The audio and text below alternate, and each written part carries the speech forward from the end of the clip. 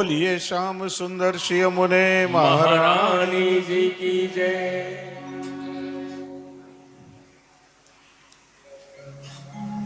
252 વૈષ્ણવની વાર્તામાં શ્રી ગુસાઈજીના એક સેવક થયા ગંગાભાઈ ક્ષત્રાણી. એમના પર શ્રી ગુસાઈજીની પણ અત્યંત કૃપા અને શ્રીનાથજીની પણ અત્યંત કૃપા.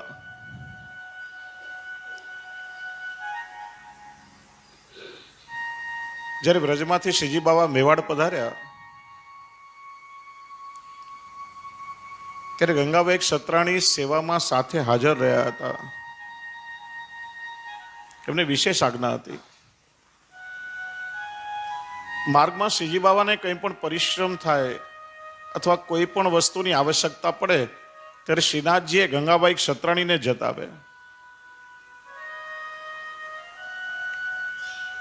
એમણે એક પદમાં બહુ સુંદર વર્ણન કર્યું, કોન પે જાત શ્રી અમને જો બરની. શ્રી યમુનાજીનું વર્ણન કોણ કરી શકે? ઠાકોરજીનું વર્ણન જીવ કરી શકે, શ્રી ગુસાઈજીનું વર્ણન થઈ શકે, પણ શ્રી યમુનાજીનું વર્ણન કોણ કરી શકે? તો કે જેના પર શ્રી વલ્લભની કૃપા થાય. શ્રી વલ્લભની કૃપાથી શ્રી યમુનાજીનું સ્વરૂપ જેને હૃદયારૂઢ થાય એ શ્રી યમુનાજીનું વર્ણન કરી શકે. અને શ્રી યમુનાજી કેવલ પુષ્ટિ માર્ગમાં આરાધ્યા છે એવું નથી. અનંત કાલથી લોકો શ્રી યમુનાજીની ભક્તિ કરતા આવ્યા છે.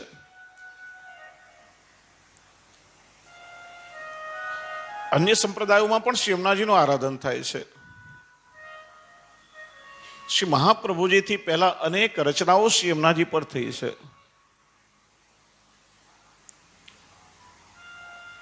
અને પુષ્ટિ ભક્તનો તો શ્રી યમુનાજી આરાધ્યા છે જ.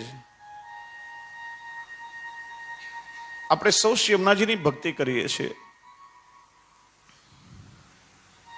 પણ બહુ ઓછા વૈષ્ણવોને શ્રી યમુનાજીના સ્વરૂપ વિશેની સમજ હોય છે. કેમ કે આપણે ત્યાં ગાડરિયા પ્રવાહની જેમ એકબીજાનું અનુકરણ કરવાની વૃત્તિ ચાલતી આવી છે. આપણે એકબીજાની દેખાદેખીથી એકબીજાને જોઈ જોઈને બધું કરતા રહ્યા છીએ. સમજ પડે કે સમજ ના પડે. કોઈએ કહ્યું કે શ્રી યમુનાજીની ભક્તિ કરો તો તમને ફલાણું ફળ મળી જશે, તો આપણે શરૂ થઈ જઈએ. ભલે શ્રી યમુનાજીનું મહાત્મ્ય ખબર હોય કે ના હોય, શ્રી યમુનાજીનું સ્વરૂપ જ્ઞાન હોય કે ના હોય. વાસ્તવમાં ભક્તિ કોને કહેવાય? ભક્તિ એટલે પ્રભુ પ્રત્યેનો આપણો અહૈતુક પ્રેમ. લૌકિક પ્રેમ જુદો અને અલૌકિક પ્રેમ જુદો. લૌકિક પ્રેમમાં સ્વાર્થ પણ હોય, મોહ પણ હોય, લૌકિક કામ પણ હોય. પણ પ્રભુ પ્રત્યેનો જીવનો જે આપણે પ્રેમ છે ને એ અહૈતુક અને નિસ્વાર્થ હોય. શ્રી મહાપ્રભુજી આજ્ઞા કરે છે, મહાત્મ્ય જ્ઞાન પૂર્વિકા સર્વતો અધિક દ્રઢ સ્નેહ ઇતિ ભક્તિ. પ્રભુને જે આપણે નિષ્કામ સ્નેહ કરીએ છીએ એ ભક્તિ કહેવાય છે. અને ભક્તિ દ્રઢ કેવી રીતે થાય? કથાઓનું શ્રવણ કરીએ, લીલાઓનું શ્રવણ કરીએ, મહાત્મ્ય જ્ઞાન થાય, લીલા જ્ઞાન થાય, સ્વરૂપ જ્ઞાન થાય, ત્યારે આપણી ભક્તિ વધારે ને વધારે દ્રઢ બને છે. એમ શ્રી યમુનાજીની ભક્તિ આપણે કરીએ છીએ, શ્રી યમુનાજીનું આરાધન કરીએ છીએ, પણ જ્યારે શ્રી યમુનાજીના મહાત્મ્યની સમજ આપણામાં આવીએ, જ્યારે આપણે એમની લીલાઓનું શ્રવણ કરીએ, ત્યારે શ્રી યમુનાજીની ભક્તિ દ્રઢ થાય. લૌકિકમાં પણ આજકાલ પેલા એક યુવક અને યુવતીઓને એકબીજાને જોવાના મેળાવડાનું આયોજન થતું હોય છે જીવન સાથીની પસંદગી કરવા માટે. જ્યારે કોઈ જીવન સાથીની પસંદગી આપણે કરવાની હોય, જેની સાથે આખું જીવન વિતાવવું છે, તો એનો કંઈક પરિચય તો આપણને હોવો જોઈએ ને. પરિચય વગર, ઓળખાણ વગર કંઈક ગમે તેમ કોઈના ગળામાં વરમાળા ના પહેરાવી દેવાય. તો એમ શ્રી યમુનાજીની ભક્તિ આપણે કરીએ છીએ તો શ્રી યમુનાજીના સ્વરૂપનું મહાત્મ્યનું જ્ઞાન થાય તો આપણો સ્નેહ કેટલો અધિક દ્રઢ થાય. કોઈનો પરિચય કરવો હોય, 4 વસ્તુથી પરિચય થાય. સૌથી પહેલા એનું નામ શું? નામ જાણીએ, પણ એટલું નામ જાણવાથી શું થાય? સાથેનું રૂપ કેવું છે એ પણ આપણે જોઈએ. પણ એનામાં જો કોઈ ઉત્તમ ગુણો ના હોય તો રૂપ પણ શું કામનું? નામ જાણીએ, એના રૂપને જોઈએ, પછી એના ગુણો દ્વારા એનો પરિચય થાય. ત્યાર પછી એ વ્યક્તિ કરે છે શું અને જીવનમાં શું કર્યું છે. કારણ કે કોઈ વ્યક્તિમાં ગુણો તો સારા હોય પણ એના એક ગુણોનો ઉપયોગ અજાણે ના કર્યો હોય તો એ ગુણો પણ શું કામના?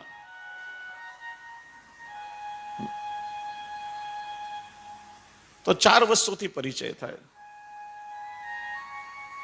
એમ ભગવત સ્વરૂપોનું મહાત્મ્ય જ્ઞાન પણ નામ, રૂપ, ગુણ અને લીલા, આ 4 વસ્તુથી આપણને થાય.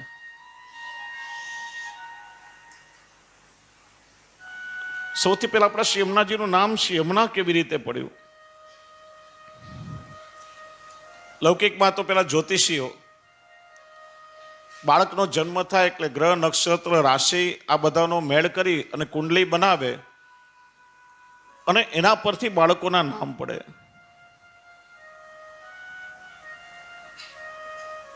પણ ભગવત સ્વરૂપોના નામકરણ આવી રીતે ના થાય. 3 પ્રકારે થાય: સ્વરૂપાનુકૂળ, ગુણ અનુકૂળ અને લીલાનુકૂળ.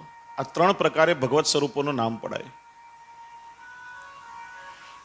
લૌકિકમાં તો એવું હોય, નામ કરતા ગુણો કઈ વિપરીત જ હોય. ઘણી વાર નામ હોય લક્ષ્મીચંદ પણ ખિસ્સામાં એક આવડિયું ના હોય.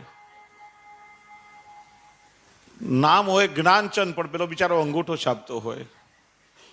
નામ હોય રથપાલ પણ રથ કેવો છે જોયે ના હોય, જીવનભર જોડા ઘસ્યા હોય. નામ કરતા ગુણો કંઈક વિપરીત હોય. જ્યારે ભગવત સ્વરૂપોના નામકરણ સ્વરૂપ પરથી, ગુણ પરથી અને લીલા પરથી આ 3 પ્રકારે પડે છે.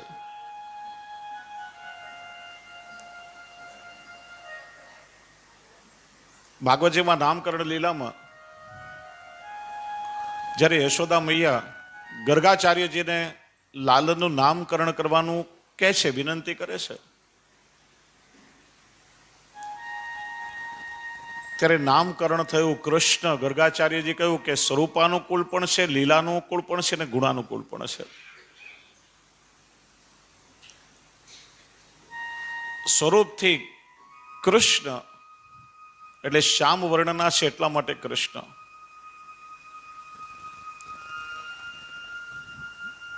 ગુણથી પણ કૃષ્ણ. કૃષ્ણ એટલે સદાનંદ, કૃષ્ણ એટલે સર્વસત્તાધીશ. આ જગતના અણુ અણુમાં જે આનંદ સ્વરૂપે વ્યાપ્ત છે અને સમગ્ર જગતનો જે સર્વસત્તાધીશ છે એટલા માટે કૃષ્ણ. અને કર્ષતિ ઇતિ કૃષ્ણ. સહેજમાં જે આપણા ચિત્તનું આકર્ષણ કરી લે એટલા માટે કૃષ્ણ.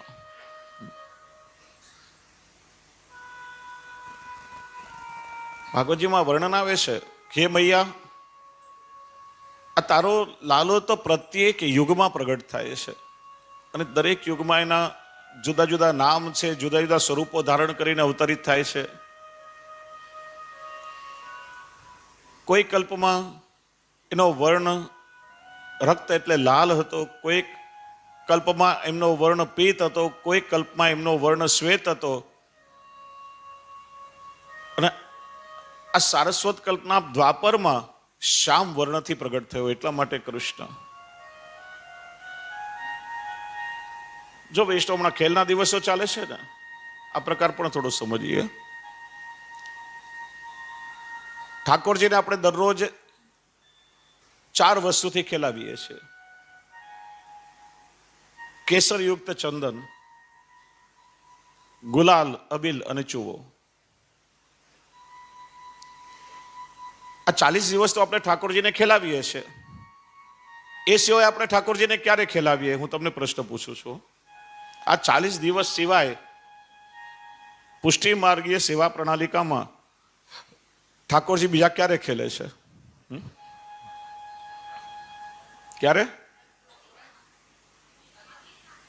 અધિક માસમાં નહીં, પલ્લામાં પણ નહીં. જો જન્માષ્ટમીના દિવસે રાત્રે ઠાકોરજીનો જન્મ થાય ને,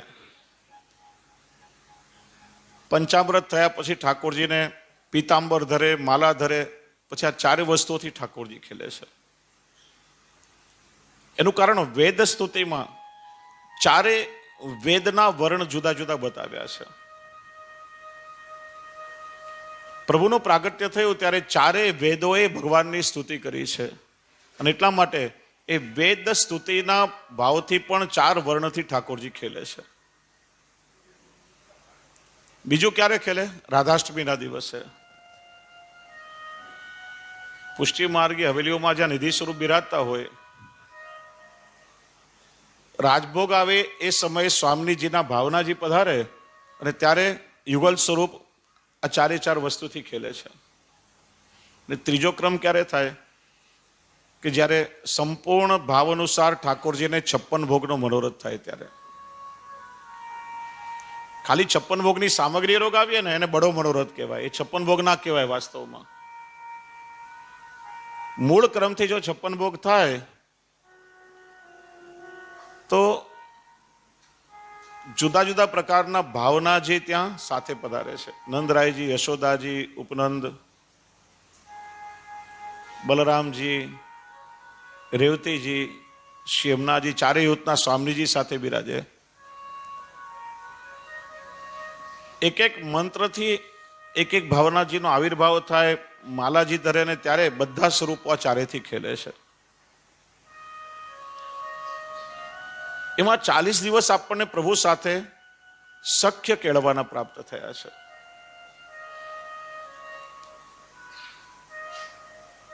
કેસરી ચંદન એ સ્વામીજીનો વર્ણ છે. રક્તવર્ણ એટલે ગુલાલ શ્રી લલિતાજીનો છે. લલિતાજીના ભાવથી ખેલે છે. શ્વેત વર્ણ એટલે અબીલ શ્રી ચંદ્રાવલીજીના ભાવથી, અને શ્યામ વર્ણ એટલે શ્રી યમુનાજી, ચૂવો શ્રી યમુનાજીના ભાવથી ઠાકોરજીને આપણે ખેલાવીએ છીએ.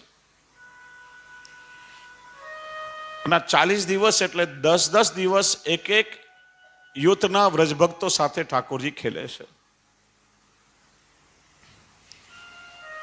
આમ તો પુષ્ટિ માર્ગમાં નિત્ય લીલા છે. જો નિત્ય લીલા વાતને સમજો બરાબર. આપણે ત્યાં શબ્દ છે નિત્ય લીલા. નિત્ય શબ્દના 2 અર્થ થાય. નિત્ય એટલે શાશ્વત, ઇટરનલ, જેનો આદિ નથી, જેનો અંત નથી, જે શાશ્વત છે. પ્રભુની લીલાઓ શાશ્વત છે. તમે એવું ના કહી શકો કે 5000 વર્ષ પહેલા ઠાકોરજીની લીલા હતી. ક્યારે લીલાઓ ભૂતકાળમાં ન હોય. આજે પણ ઠાકોરજીની લીલા અખંડ અને નિત્ય ચાલી રહી છે. આજે પણ અનેક ભક્તોને પ્રભુની લીલાઓનો અનુભવ થતો રહ્યો છે. આ જગતમાં જે કંઈ થઈ રહ્યું છે બધું પ્રભુની લીલા છે. તથૈવ તસ્ય લીલેતી. પ્રભુની લીલા નિત્ય અખંડ ચાલી રહી છે. અને બીજું નિત્ય એટલે દરરોજ, પ્રતિદિન, સવારે મંગળાથી શયન પર્યંત જે પ્રભુની દૈનિક દિનચર્યાઓ છે, એ દિનચર્યા અનુસાર આપણે ઠાકોરજીના સેવાનો ક્રમ પહોંચીએ છીએ. એ નિત્ય લીલા.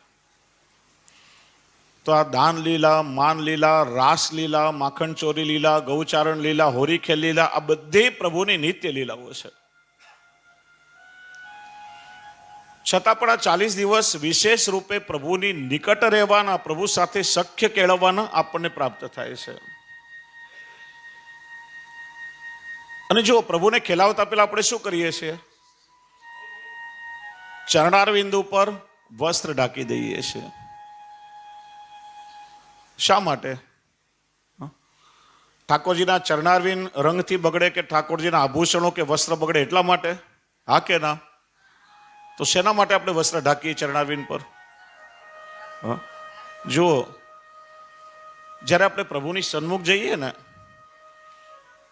તો પ્રભુના દર્શન કરવાનો પ્રકાર કેવો હોવો જોઈએ? સીધે સીધા મુખારવિંદના દર્શન ન થાય એ અધિકાર આપણને નથી.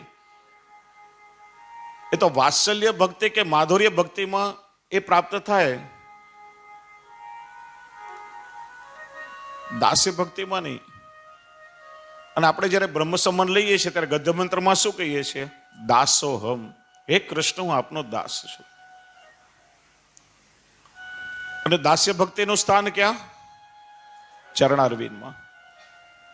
એટલે જ્યારે આપણે પ્રભુની સન્મુખ જઈએ ત્યારે સૌથી પહેલા ચરણારવિંદના દર્શન કરવા જોઈએ. દાસભાવ હૃદયમાં સ્થિર થાય પછી ધીરે ધીરે એક એક શ્રીઅંગનું દર્શન કરતા કરતા છેલ્લે મુખારવિંદ પર્યંત પ્રભુના વિગ્રહના દર્શન થાય. એ જ રીતે જ્યારે આપણે ઠાકોરજીના ચરણારવિંદમાં તુલસી દલ સમર્પિત કરીએ ને, એ પ્રકાર પણ ધ્યાનમાં રાખો. ઠાકોરજીના શિંગાર આદિ થયા પછી રાજભોગ ધરતા પહેલા તુલસી દલ લઈ જ્યારે આપણે ગદ્ય મંત્ર બોલીએ ત્યારે સંપૂર્ણ ગદ્ય મંત્ર બોલાય ત્યાં સુધી આપણી દ્રષ્ટિ ઠાકોરજીના ચરણારવિંદ તરફ રહેવી જોઈએ. અને છેલ્લે પંચાક્ષર મંત્ર બોલાય ત્યારે પ્રભુના મુખારવિંદ તરફ દ્રષ્ટિ હોવી જોઈએ. અને પછી એ તુલસી દળ ઠાકોરજીના ચરણારવિંદમાં સમર્પિત થાય. હવે ચરણારવિંદના દર્શન થાય અને દાસ ભાવ જો સ્થાપિત થાય તો દાસ કે સેવકને અધિકાર નથી કે પોતાના પ્રભુ પોતાના સ્વામી સાથે ખેલી શકે. દાસ ભાવમાં તો હાથ જોડીને બેસી રહેવાનું. પ્રભુ આપ ગમે એટલો રંગ નાખો, હું તો આપનો દાસ છું, હું શું કરી શકું? મારામાં સામર્થ્ય નથી કે હું આપને ખેલાવી શકું. અને એટલા માટે પ્રભુના ચરણારવિંદ ઉપર આપણે વસ્ત્ર ઢાંકીએ છીએ. ચરણારવિંદના દર્શન ન થતા જીવ પ્રભુને વિનંતી કરી અને દાસ્ય ભાવની પ્રાપ્તિ કરે છે, સખ્ય ભાવની પ્રાપ્તિ કરે છે. અને પછી જ્યારે સખ્ય ભાવમાં આપણને એ અધિકાર મળે કે ઠાકોરજી એક મુઠ્ઠી રંગ આપણા પર નાખે તો આપણે 4 મુઠ્ઠીથી ઠાકોરજીને ખેલાવી શકીએ. અને જ્યારે ખેલ પૂરો થઈ જાય ત્યારે ફરી પાછું એ વસ્ત્ર આપણે ત્યાંથી હટાવી લઈએ છીએ અને ચરણારવિંદના દર્શન થતા પાછું મૂળ આપણી સ્થિતિ એ દાસ ભાવમાં આપણે આવી જઈએ છીએ. એનું કારણ દરેક ભાવનો પાયો એ દાસ ભાવ છે. આ વૈષ્ણવ ધ્યાનમાં રાખવું જોઈએ. આમ ઘણા વૈષ્ણવ કહેતા હોય, હું તો માધુર્ય ભાવથી પ્રભુની સેવા કરું છું, તો પ્રભુને બહુ વહાલ કરું છું, હું તો વાત્સલ્ય ભાવથી પ્રભુને લાડ લડાવું છું, મારા બાળકની જેમ. એ સીધે સીધો આપણને અધિકાર નથી. આપણી મૂળ સ્થિતિ તો દાસ ભાવની જ છે. અને દાસ ભાવમાં જ્યારે આપણી દ્રઢતા થાય ત્યારે ઠાકોરજી કૃપા કરીને કોઈ એક વિશેષ ભાવનું આપણને દાન કરે છે, પછી અધિકાર મળે છે. આપણા મન કલ્પિત ભાવોથી આપણે એવી રીતના ના કરવું જોઈએ ભાવન. એનું કારણ દાસ ભાવમાં ઠાકોરજીના શ્રમ અને સુખનો જીવ વિશેષ વિચાર કરી શકે. એ આપણી મૂળ સ્થિતિ છે. તો એટલા માટે એ ચારે યુથના સ્વામિની અને વ્રજભક્તોના ભાવથી આ 4 વર્ણથી ઠાકોરજી ખેલે છે. અને શ્રી હરિરાય ચરણ તો રાસથી પણ પુષ્ટિના વિશેષ ફળનું વર્ણન નિરૂપણ હોરીખેલની લીલામાં કર્યું છે. આમ તો કહેવાય કે પુષ્ટિનું પરમ ફલ એ મહારાસ છે.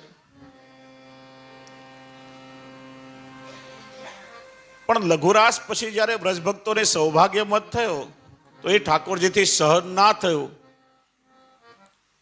અને ઠાકોરજી અંતર્ધાન થઈ ગયા. એ સૌભાગ્ય મદ પણ પ્રભુથી સહન ના થયો અને હોરીખેલની લીલામાં તો વ્રજભક્તોની ગારી પણ ઠાકોરજીને મીઠી લાગે છે. દ્વે દ્વે બાપન કે બીચવારો. કોઈને 2 બાપ નો કહો તો શું કે તમને? કોઈ સહન કરે મારવા દોડે ને, છતાં એ વ્રજભક્તોની ગારી પણ ઠાકોરજીને મીઠી લાગે છે. ગોપીજનોને સૌભાગ્ય મદ થતા ઠાકોરજી અંતર્ધાન થયા તો ગોપીઓ રુદન કરતા કરતા વન વન વગડે વગડે ઠાકોરજીને શોધી રહ્યા છે, છતાંય ઠાકોરજી પ્રગટ ન થયા. નહીં હોરીખેલની લીલામાં ઠાકોરજીની પિચકારી અને ગુલાલ અબીલની પોટલીના મારથી બચવા માટે વ્રજ ભક્તો સંતાય ત્યાં સામેથી ઠાકોરજી પ્રગટ થઈને એમને ઘેરી લે છે. વિશેષ ફળનું દાન કર્યું છે. એટલે તો વિશુદ્ધ પુષ્ટિ લીલા છે પ્રભુની. તો એ રીતે જુદા જુદા એના ભાવો છે. 4 વેદના 4 વર્ણ બતાવ્યા છે. પ્રતિદિન વેદ પ્રભુની લીલાનું ગાન કરે છે. 4 વર્ણ 4 યુથના સ્વામીઓના ભાવથી છે. શ્યામ વર્ણ શ્રી યમુનાજીના ભાવથી નિત્ય ઠાકોરજી એમની સાથે ખેલે છે. તો સૌથી પહેલા નામ રૂપ ગુણ અને લીલા.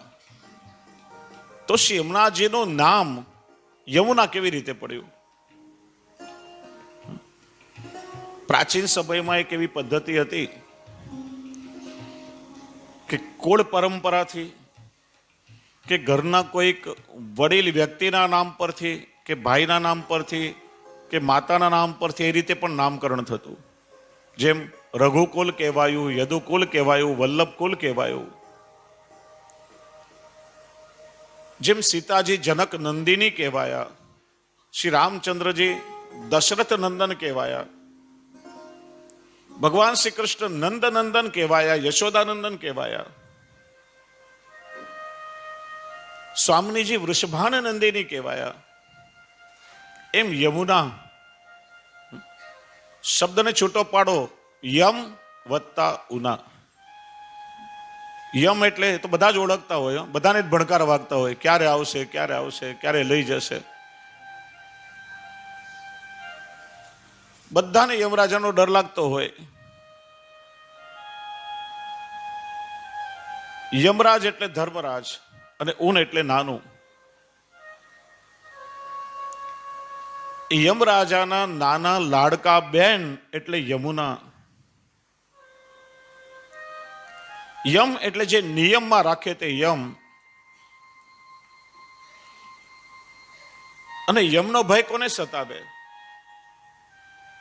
જે ધર્મ પ્રમાણે આચરણ ન કરે એને યમનો ભય સતાવે. જે ધર્મ પ્રમાણે આચરણ કરે એને યમનો ભય ક્યારે ના સતાવે? જો 252 વૈષ્ણવની વાર્તામાં એક માજીની વાર્તા આવે છે. 8 વખત યમ એમના દરવાજેથી પાછા ગયા. કાળને 8 વખત દરવાજેથી પાછો મોકલ્યો. કાળ લેવા માટે આવ્યો. અરે આવા સુંદર જન્માષ્ટમીના દિવસો ચાલે છે, મારે તો પ્રભુની સેવા કરવી છે. આ સેવા છોડીને તારી સાથે ક્યાં આવું? જન્માષ્ટમીનો ઉત્સવ ગયો. ચાલો માજી, હવે તો ઉત્સવ પૂરો થયો, હજી તો રાધાષ્ટમીનો ઉત્સવ આવી રહ્યો છે. રાધાષ્ટમીનો ઉત્સવ ગયો. અરે આટલા સુંદર દાનના દિવસો આવી રહ્યા છે, મારે પ્રભુને દાનની સામગ્રી રોગાવી છે. એક ઉત્સવ જાય ને બીજો ઉત્સવ આવે. 8 વખત યમને પોતાના કાળને પોતાના દ્વારથી પાછો મોકલ્યો. શ્રી ગુસાઈજીને અષ્ટપદી એવું કહ્યું.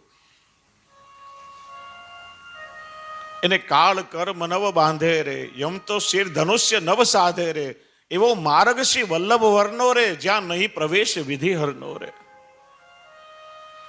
જે ભગવત સેવા પરાયણ જીવો છે, જે ધર્મ પ્રમાણે જીવન જીવે છે, એને કાળનો ક્યારે ભય ન લાગે. ઠાકોરજીની સેવા એ તો પુષ્ટિ ભક્તોનો ધર્મ છે. એટલા માટે પુષ્ટિ જીવો ક્યારે કાળથી ભયભીત ન થાય. તો મર્યાદામાં એવું કહેવાય કે જે ધર્મ પ્રમાણે જીવન જીવે, નિયમો પાળે, વ્રતો કરે, દાન દક્ષિણા કરે, યાત્રાઓ કરે, જપ તપ કરે, હજારો વર્ષો સુધી ધર્મનું કાર્ય કરે, ત્યારે ફળ સ્વરૂપે એને ભક્તિની પ્રાપ્તિ થાય છે. ભક્તિ આટલી મોંઘી છે, એટલી સસ્તી નથી. હજારો વર્ષો સુધી ધર્મનું આચરણ કરે, ત્યારે એને ફળ સ્વરૂપે ભક્તિ મળે. આપણને શ્રી વલ્લભની કૃપાથી ને શ્રી યમુનાજીની કૃપાથી બહુ સરળતાથી મળી ગઈ છે. આજની ભાષામાં કહીને તો સાવ મફતમાં મળી ગઈ છે, અને એટલા માટે આપણને એની કિંમત નથી. બાકી શાસ્ત્ર કહે છે કે હજારો વર્ષોથી ધર્મનું આચરણ કરે ત્યારે ફળ સ્વરૂપે ભક્તિ મળે છે. તો આ ધર્મના રાજા યમ અને એ યમરાજના લાડકા નાના બહેન, એટલા માટે યમુના આ સગપણનું નામ થયું. ગુણ પ્રમાણે જોઈએ, શ્રી હરિરાયજી યમનાષ્ટકની ટીકામાં આજ્ઞા કરે છે, યમયતી રમયતી ઉપરેમે ઇતિ યમુના. શ્રી દ્વારકેજી ભાવભાવનમાં આજ્ઞા કરે છે, યમયતી જીવાન કૃષ્ણ સમીપે ઉપરમયતી ઇતિ યમુના. યમ ધાતુ છે, યમ એટલે લઈ જવું. આપણા જેવા અનેક દોષોથી ભરેલા કલિયુગના જીવોને એ જીવના દોષોનો વિચાર કર્યા વગર એ જીવને નિર્દોષ બનાવી પ્રભુ સુધી લઈ જાય છે, પ્રભુ સુધી પહોંચાડે છે. એટલા માટે એમનું નામ થયું યમુના. જેમ તોફાની બાળક હોય અને માં વાત્સલ્યથી પોતાના બાળકને ખોળામાં તેડીને પિતાના ખોળામાં મૂકી દે, એમ શ્રી યમુનાજી વાત્સલ્યથી પોતાના ભક્તોને પ્રભુના ચરણ સુધી પહોંચાડે છે. જેના પર શ્રી યમુનાજી કૃપા કરે એ જીવનો હાથ પકડી ઠાકોરજીના ચરણારવિંદ સુધી પહોંચાડે છે, પ્રભુને સોંપી દે છે. હે પ્રભુ, આ જીવ હવે આપનો છે. અનેક જન્મ જન્માંતરથી આપનાથી વિખૂટો પડ્યો ત્યારથી આ જીવ લૌકિકમાં ભટકી રહ્યો છે. હવે આપના ચરણ સુધી પહોંચ્યો છે. આપ એના પર કૃપા કરો, આપ એને સાચવો. જેમ કોઈ નાનું બાળક હોય ને, એના મનમાં કોઈ ઈચ્છા હોય તો પિતાનો ડર હોય, સીધે સીધું પિતાને ના કહે, એની મમ્મીને કહે, માને કહે, મમ્મી એટલું કામ કરાવી દે ને મારું. એટલે માં પછી પિતાને ભલામણ કરે, અને માં કહે ને પછી પિતાની તાકાત ના કહેવાની ના હોય. એમ શ્રી યમુનાજી ઠાકોરજીને ભલામણ કરે. પિતા પાસે ના ચાલે એટલે બાળક માનો શરણ લે, માનો આશ્રય કરે. એટલે માં પોતાના પતિ પાસે દીકરાની બધી ઈચ્છાઓ પૂરી કરાવે, એ આવડત મામાં હોય. એમ શ્રી યમુનાજી એવા કૃપાળુ છે કે આપણા જેવા દુષ્ટ સ્વભાવવાળા જીવોને જીવના ગુણ દોષોનો વિચાર કર્યા વગર પ્રભુના ચરણારવિંદ સુધી પહોંચાડે છે. એટલે જ્યારે જ્યારે આપણે શ્રી યમુનાજીનું નામ લઈએ ને, ત્યારે શ્રી યમુનાજીના બે ગુણોને યાદ કરવાના. એક તો ભક્તિદાતા, અને બીજું શ્રી યમુનાજી સાક્ષાત ઠાકોરજીની કૃપા શક્તિ છે. શ્રી મહાપ્રભુજી આજ્ઞા કરે છે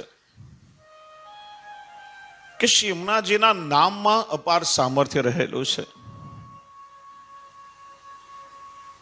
પ્રસન્ન ચિત્તથી, આનંદથી જીવ જ્યારે શ્રી યમુનાજીનું નામ લે ત્યારે શ્રી યમુનાજીની અસીમ કૃપા એ જીવ પર થાય છે. આપણે શ્રી યમુનાજીનું નામ કેવી રીતે લેવું જોઈએ? વૈષ્ણવ, તમને પૂછું કે યમનાષ્ટકનો પાઠ આપણે કેવી રીતે કરવો જોઈએ? હા, તમે કઈ રીતે કરો છો? બધા કરવો જોઈએ એટલા માટે, હા, ચાલતા ફરતા, ઊંઘતા ઊંઘતા, ઘરનું કામકાજ કરતા કઈ રીતે કરવો જોઈએ? હા, બેસીને. મહાપ્રભુજી એવી આજ્ઞા કરી કે બેસીને યમુનાજીનો પાઠ કરવો. કઈ રીતે કરવો જોઈએ? યમનાષ્ટકમાં શું આજ્ઞા કરી છે? હા, તવાષ્ટક મિદમ મુદા અને પઠતી સુર સૂતે સદા. મુદા અને સદા. ચાલતા ફરતા કે ખાતા પીતા કે બેઠા બેઠા કે ઊંઘીને કે આસન પર બેસીને, એવું નહીં. આ બે વસ્તુ યાદ રાખવાની, કોઈ પણ પ્રકારે કરો. પણ એક તો મુદા અને સદા. મુદા એટલે મનની પ્રસન્નતાથી. શ્રી યમુનાજીના મહાત્મ્ય જ્ઞાનપૂર્વક શ્રી યમુનાજીના સ્વરૂપને હૃદયમાં ધારણ કરી શ્રી યમુનાજીના સ્વરૂપમાં શ્રદ્ધા રાખી અને પ્રસન્ન ચિત્તથી યમુનાષ્ટકનો પાઠ કરવો. અને સદા એટલે નિત્ય નિત્ય આ રીતે પાઠ કરવો જોઈએ. ખાલી કરવા ખાતર કરીએ તો એનું કઈ ફળ ના મળે. હા, ક્રિયાના રૂપમાં નિષ્ફળ નહીં જાય, પણ સ્વરૂપાનંદની અનુભૂતિ નહીં થાય. પ્રસન્ન ચિત્તથી શ્રદ્ધાથી. એવું જરૂરી નથી. આજકાલ તો ઘણા બધા પ્રકાર ચાલે છે. આ સંપુટી પાઠ કરો, પેલો પાઠ કરો. શ્રી મહાપ્રભુજી એવી કોઈ આજ્ઞા નથી કરી. બે જ આજ્ઞા છે, મુદા અને સદા. એક પાઠ ભલે કરો અને સાથે સાથે પાઠના જે અક્ષરો શબ્દો છે ને એની ઉચ્ચાર શુદ્ધિનો પણ આગ્રહ રાખો. કેમ કે ભાષામાં બહુ જરૂરી છે. એક કાના માત્રનો પણ ફરક પડે કે રસવઈ દીર્ઘઈનો પણ ફરક પડે ને તો અર્થનો અનર્થ થઈ જતો હોય છે. ઘણી જગ્યાએ વૈષ્ણવ પાઠ કરતા હોય તો એટલું અશુદ્ધ ઉચ્ચારણ હોય ને કે સાંભળીને આપણને થાય કે આ શું બોલી રહ્યા છે, ને સાવ અર્થનો અર્થ. જેમ શ્રી કૃષ્ણ શરણમના વિષયમાં શુદ્ધ મંત્ર શું છે? શ્રી કૃષ્ણ શરણમ મમ. પેલા ઘણા વૈષ્ણવના ત્યાં જઈએ તો મંત્ર લખ્યો હોય શ્રી કૃષ્ણ શરણમ મમ. મની બાજુમાં પેલા બિંડા હોય. સાવ અનર્થ થઈ જાય, બિલકુલ વિપરીત અર્થ થઈ જાય એનો. એટલે કોઈ પણ મંત્ર કે પાઠ કરો જ્યારે ત્યારે એની ઉચ્ચાર શુદ્ધિ પણ બરાબર હોવી જોઈએ.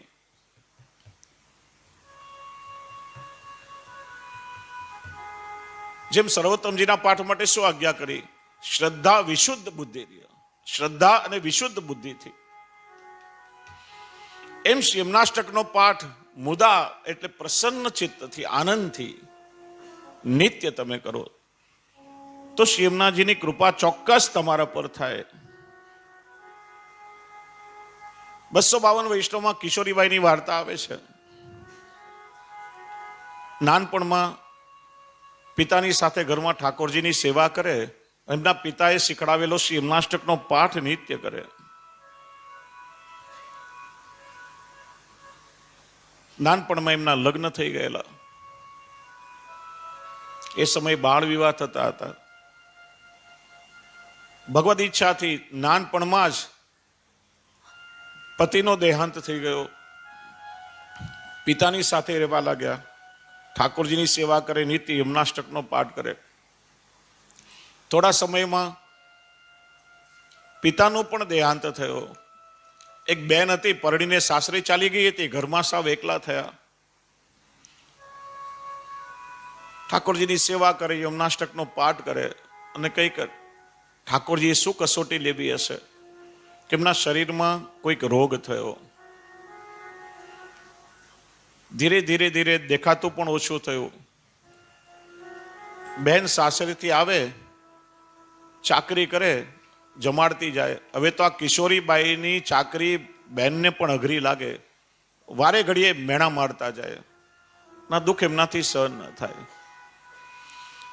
આવી અવસ્થામાં આખો યમુનાષ્ટકનો પાઠ પણ વિસરાઈ ગયો. એક જ પંક્તિ યાદ રહી, વિશુદ્ધ મથુરા તટે સકલ ગોપ ગોપી વૃતે કૃપા જલધિ સંશ્રિતે મમ મન સુખમ ભાવ્ય. બસ એક પંક્તિનો પાઠ નિત્ય કરે. અને શ્રી યમુનાજીએ કેવી કૃપા કરી કે લૌકિક સ્ત્રીનું સ્વરૂપ ધારણ કરી શ્રી યમુનાજી ત્યાં આવ્યા. આજ્ઞા કરી કે હું તારી દૂરની સગી થાઉં છું, મારું નામ યમુના છે. અને શ્રી યમુનાજી સ્વયં કિશોરીબાઈની સેવા કરે. એક સમય શ્રી ગુસાઈજી ગામમાં પધાર્યા ત્યારે કોઈ વૈષ્ણવે વિનંતી કરી, કૃપાનાથ આપની પેલી સેવિકા છે કિશોરીબાઈ બહુ દુખિયારી છે, આપ કૃપા કરીને દુઃખ દૂર કરો. શ્રી ગુસાઈજી એમના ઘરે પધાર્યા તો આપે દર્શન કરે કે સ્વયં શ્રી યમુના મહારાણીજી કિશોરીબાઈની સેવા કરી રહ્યા છે.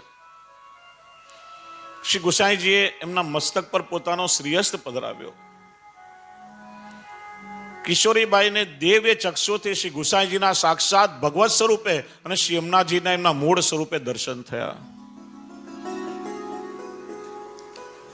ત્યારે કિશોરીબાઈએ દંડવત કર્યા, વિનંતી કરી, કૃપાનાથ આ શ્રી યમુનાજીની કૃપાથી મને તનુ નવત્વની પ્રાપ્તિ થઈ, એટલે મારો દેહ હવે અલૌકિક થઈ ગયો. હવે આપ કૃપા કરીને મને ઠાકોરજીની સેવા પધરાવી દો તો બાકીનું જીવન હવે ભગવત સેવામાં વિતાવું. ત્યારે શ્રી ગુસાઈજીએ આજ્ઞા કરી, કિશોરી તારા પર શ્રી યમુનાજીએ કૃપા કરી છે. શ્રી યમુનાજીની વાલુકા પધરાવી આપી. અને વાલુકા એટલે સૂકી રજ, આ શબ્દ ધ્યાન રાખજો. સિકતા એટલે ભીની રજ.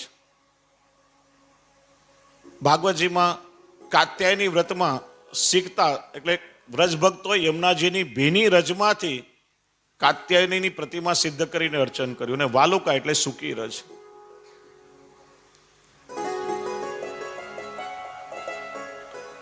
એ પધરાવી આપી.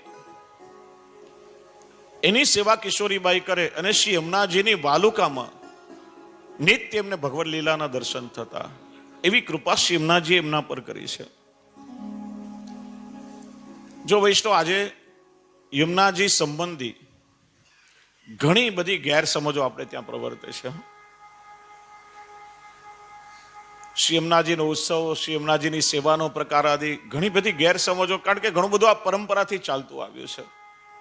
અને મેં કહ્યું ને એમ આપણે ત્યાં ગાડરિયા પ્રવાહની જેમ અનુકરણની વૃત્તિ બહુ ચાલી રહી છે. કોઈ એકે કર્યું, પેલા વાર્તામાં આવે છે ને, એક વૈષ્ણવે દાંતણ પધરાવ્યું તો બાજુવાળાએ 2 પધરાવ્યા, પછી બધા ચમચીની જગ્યાએ દાંતણ પધરાવતા થયા.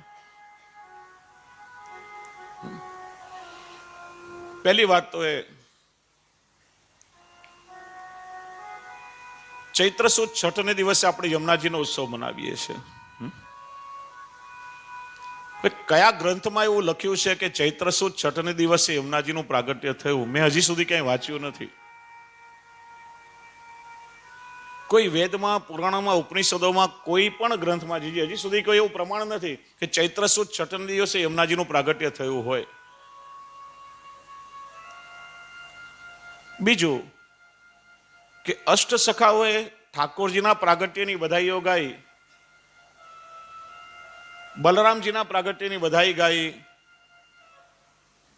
સ્વામીજીની, ચંદ્રાવલીજીની, લલિતાજીની, શ્રી મહાપ્રભુજી, શ્રી ગુસાઈજી 7 બાળકોની બધાની પ્રાગટ્યની બધાઈ ગાઈ, તો યમુનાજીના પ્રાગટ્યની એક પણ બધાઈ કેમ ના ગાઈ? એક પણ કીર્તન નહીં મળે તમને અષ્ટસખાની વાણીમાં. 60-70 વર્ષ પહેલાના આધુનિક અર્વાચીન કવિ ઈચ્છારામજી ભટ્ટ, એમના 3 કીર્તનો મળે છે. ચૈત્ર સુદ છઠ રવિવાર કો પ્રગટી ભાનુસુતા. એવા એ ભાનુસુતા એટલે કોણ? એ ભાનુસુતા એટલે મથુરા લીલાના કાલિંદીજી, એ પણ ભાનુસુતા છે. પહેલી વાત તો કે યમુનાજીનું પ્રાગટ્ય કોઈ પણ લૌકિક ઉદરથી થયું જ નથી. ઠાકોરજીના પ્રગટ થતા પહેલા પ્રભુની લીલા સામગ્રી સિદ્ધ કરવા માટે શ્રી યમુનાજી અને શ્રી ગિરિરાજજી ભૂતલ પર પહેલા પધાર્યા છે. લૌકિક ઉદરથી યમુનાજીનું પ્રાગટ્ય થયું નથી. આ ચૈત્ર સુદ છઠને દિવસે શ્રી ગુસાઈજીના છઠ્ઠા લાલજી શ્રી યદુનાથજીનું પ્રાગટ્ય ઉત્સવ છે. અને શ્રી યદુનાથજી યમુનાજીનું ભાવાત્મક સ્વરૂપ મનાય છે. એટલે ચૈત્ર સુદ છઠને દિવસે યમુનાજીનો ઉત્સવ આવે એવું કોઈ પ્રમાણ નથી. બીજું, આપણે ત્યાં યમુનાજીની સ્વતંત્ર સેવાનો પ્રકાર છે જ નહીં. ઠાકોરજીની સેવાના ક્રમમાં જ યમુનાજીની સેવા નિહિત છે. તમે જારીજી ભરો છો, કોના ભાવથી ભરો છો?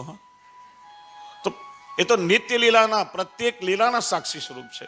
શ્રી યમુનાજી વગર ઠાકોરજી ક્ષણ માત્ર પણ બિરાજતા જ નથી. જારીજી એ જ શ્રી યમુનાજીનું સ્વરૂપ છે. તો પછી આજકાલ વૈષ્ણવ જુદી લોટેજીની સેવા ને એ બધી કરે, એ પ્રકાર પણ પુષ્ટિ માર્ગમાં નથી. લોટેજીની સેવાનો કોઈ પ્રકાર નથી. શ્રી યમુનાજીના લોટીજી આપણે ભરીને પધરાવીએ છીએ એટલા માટે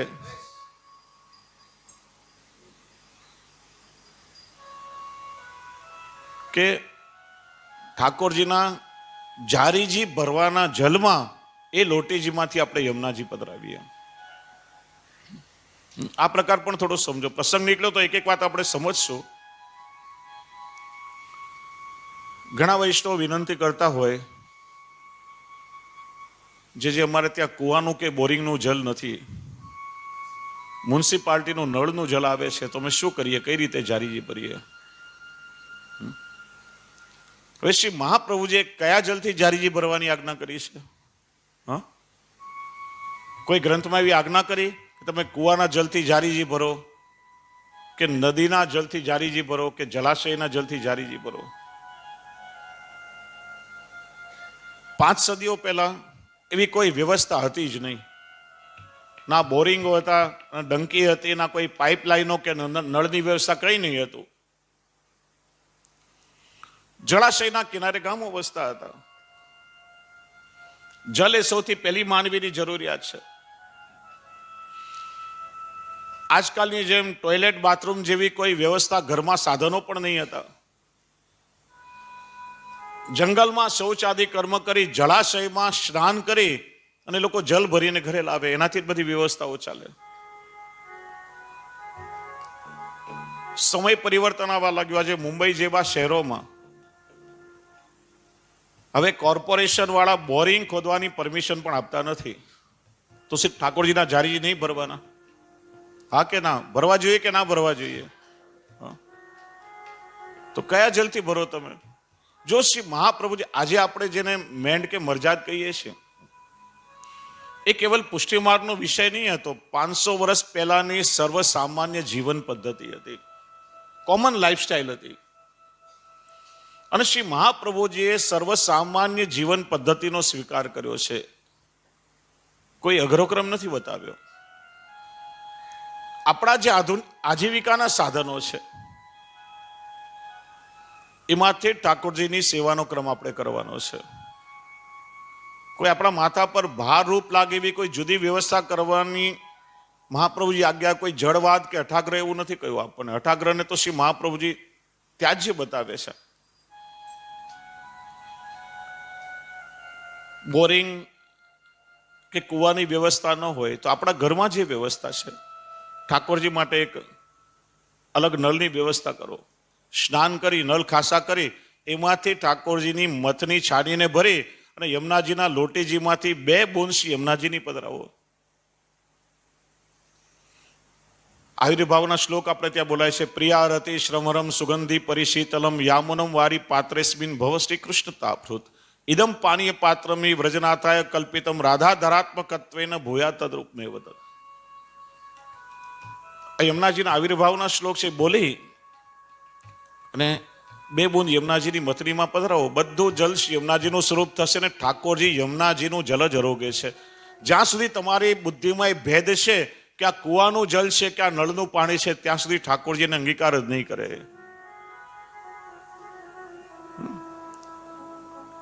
એટલા માટે લોટીજી આપણે એ ભાવથી પધરાવીએ છીએ. અને જીવનમાં કોઈ પણ સમય શ્રી યમુનાજીનું પયપાન કરવું હોય એટલા માટે.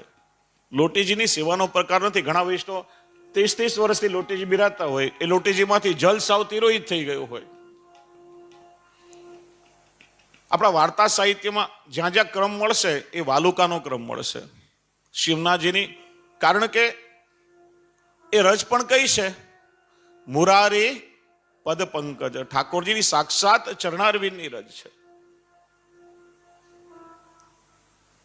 અને જલ પણ કયું છે? સ્મરસ રમજ લાણુભી સકલ ગાત્ર જય સંગમ. પણ જલ જાજો સમય ના ટકી શકે એટલે જ્યાં સેવાનો ક્રમ બતાવ્યો એ યમુનાજીની વાલુકા પધરાવી આપી છે. અરે બાકી યમુનાજીની સ્વતંત્ર સેવાનો પ્રકાર નથી. ઠાકોરજીની સેવાના ક્રમમાં યમુનાજીની સેવા નિહિત થઈ જાય છે. કેમ કે ઠાકોરજીને અને યમુનાજીને આપણે ત્યાં ભિન્ન માનવામાં આવ્યા જ નથી. બંને એક રૂપા છે. કૃષ્ણ સમા કૃષ્ણ રૂપા કૃષ્ણ સ્વરૂપાત્મિકા એવા શ્રી યમુનાજી છે. એટલા માટે શ્રી ગુસાઈજીએ વાલુકા પધરાવી આપી. અને એ વાલુકામાં કિશોરીબાઈને નિત્ય ઠાકોરજીની લીલાના દર્શન થતા. તો કઈ રીતે પાઠ કરવા જોઈએ? ફરીથી પૂછું તમને. મુદા અને સદા. એ રીતે જો યમુનાષ્ટકનો પાઠ કરો તો જે ફળ કિશોરીબાઈને મળ્યું એ ફળ આપણને પણ ચોક્કસ મળી શકે શ્રી યમુનાજીની કૃપાથી. અને યમુનાષ્ટકના પાઠનું ફળ પણ શ્રી મહાપ્રભુજી બતાવે છે. જો યમુનાષ્ટક એ મંત્રાત્મક છે. અને મંત્રનો એક વિશિષ્ટ સ્વરૂપ હોય છે. મંત્રના ઋષિ હોય, મંત્રનો છંદ હોય, એ મંત્રનો બીજ હોય, એ મંત્રના અધિષ્ઠાતા દેવતા હોય અને એ મંત્રનો વિનિયોગ હોય. પુષ્ટિ માર્ગમાં 2 સ્તોત્ર મંત્રાત્મક છે કે યમનાષ્ટક અને બીજું સર્વોત્તમજી. એ સ્તોત્ર તો છે પણ સાથે સાથે બંને મંત્રાત્મક છે. એટલે યમનાષ્ટક અને સર્વોત્તમજીનો પાઠ તો વૈષ્ણવોએ નિત્ય કરવો જોઈએ. બીજા કોઈ પાઠ થાય કે ન થાય પણ આ 2 પાઠ તો નિત્ય કરવા જોઈએ.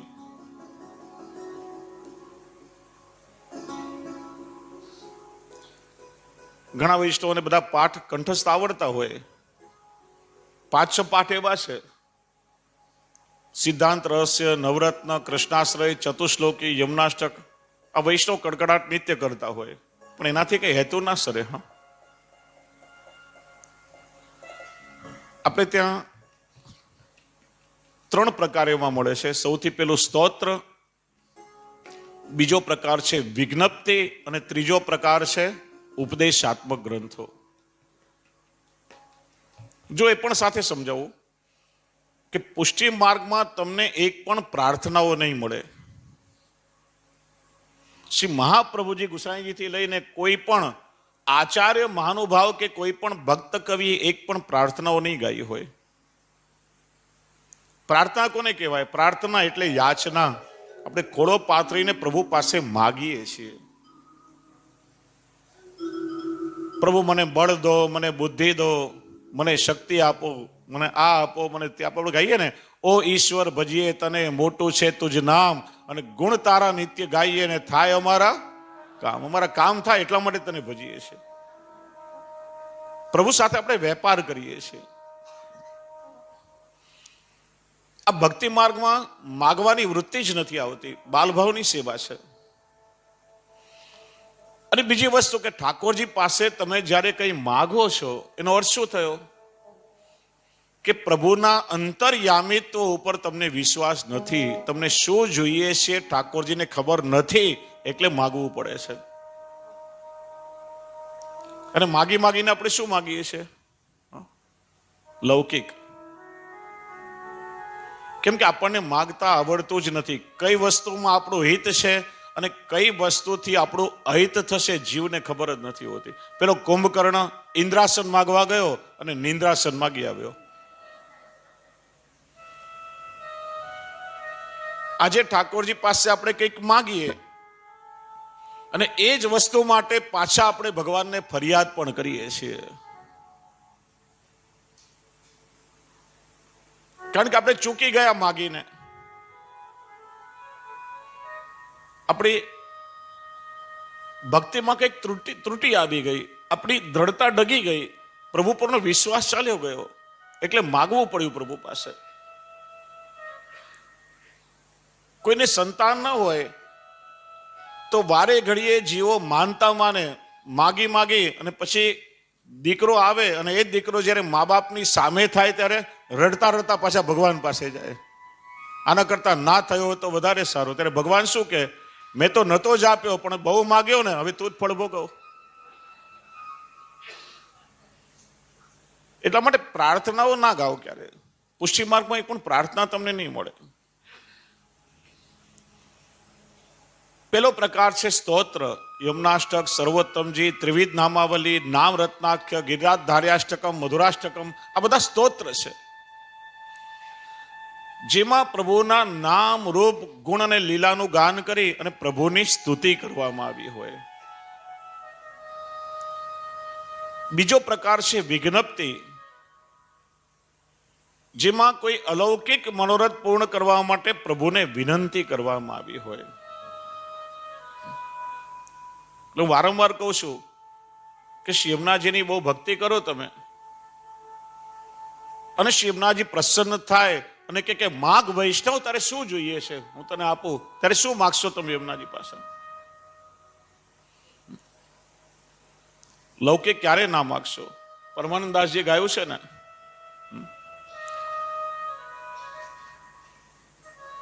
યમુનાજી પાસે વિનંતી કરીને માગ્યું છે, પણ શું માગ્યું છે?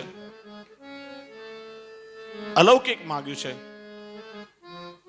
યહ પ્રસાદ હું પાઉં શ્રી યમુનાજી, યહ પ્રસાદ યહ માગો ગોપીજન વલ્લભ. કદાચ માગવાનું કે ને તો અલૌકિક વિજ્ઞપ્તિના રૂપમાં, જેમાં પ્રભુનું સુખ હોય, જેમાં વૈષ્ણવનું સુખ હોય અને જેમાં તમારા અલૌકિક મનોરથોની પૂર્તિ હોય. લૌકિક માગણી પ્રભુ પાસે ક્યારે ના કરવી. ચિત સ્વામીએ માગ્યું છે, પરમાનંદાસજીએ માગ્યું છે. ચિત સ્વામી કહે છે ને, અહો બિધના તો પે અચરા પસાર માંગુ, જન્મ જન્મ દીજે યહી બ્રજ બસો. यह मांगो गोपीजन वल्लभ, मानुष जन्म और हरि सेवा ब्रज बसो मोहि दीजे सुलभ. रसखानजीए मांग्યું છે, मानुष हो तो वही रसखानी, बसो ब्रज गोकुल गांव के ग्वारन. जो पशु हो तो कहा बस मेरो, चरु नित्य नंद की धेनु मंजारन. એ પ્રાર્થના નથી, એ વિજ્ઞપ્તિ છે. यह मागो गोपी जन वल्लभ, यह मागो गोपी जन वल्लभ, यह मागो गोपी जन वल्लभ, यह मागो गोपी जन वल्लभ. मानुष जन्म और हरि सेवा,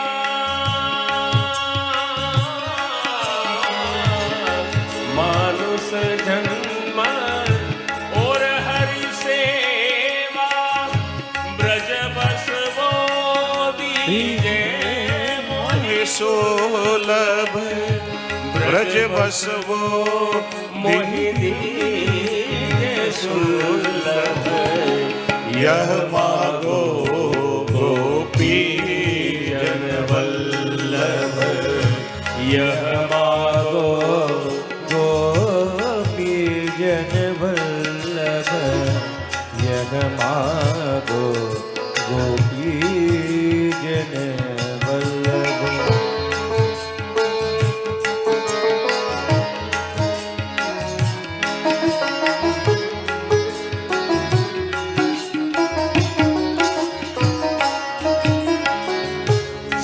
वल्लभ कुल को हूँ चेरो, श्री वल्लभ कुल को हूँ चेरो, वैष्णव जन को दास कहा. श्री वल्लभ कुल को हो चेरो और वैष्णव जन को दास कहूं. હે પ્રભુ, આપની પાસે હું વિનંતી કરું છું, વિજ્ઞપ્તિ કરું છું કે આપ કૃપા કરીને મને આપો. શું આપો? કે કોઈ મને પૂછે મારો પરિચય કે તમે કોણ છો, તો ખુમારીથી કહી શકું કે હું શ્રી વલ્લભ કુલનો સેવક અને હું વૈષ્ણવનો દાસાનો દાસ છું. એ મારો સાચો પરિચય છે. શ્રી યમુના જલ નિત પ્રતિનાવું,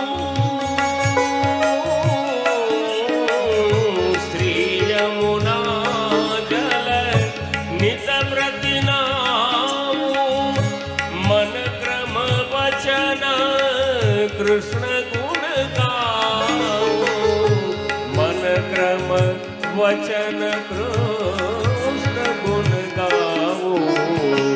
यह मागो गोपी जन वल्लभ, श्री भागवत श्रवण सुनो नित, श्री भागवत श्रवण सुनो नित.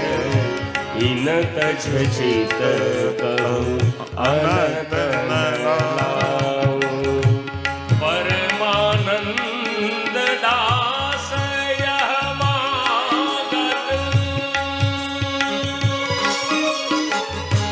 परमानंद दास यह मागत, नित निरखो कब हो ना अघाओ, नित निरखो कब हो ना अघाओ.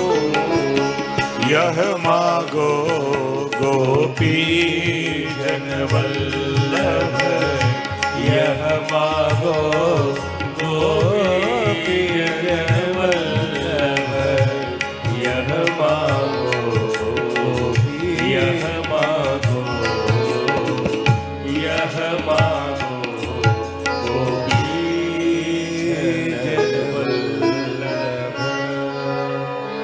તો પહેલો પ્રકાર એટલે સ્તોત્ર, નામ રૂપ ગુણ લીલા દ્વારા સ્તુતિ કરવામાં આવી. બીજો પ્રકાર વિજ્ઞપ્તિ, અને ત્રીજો છે મહાપ્રભુજીના ઉપદેશાત્મક ગ્રંથો.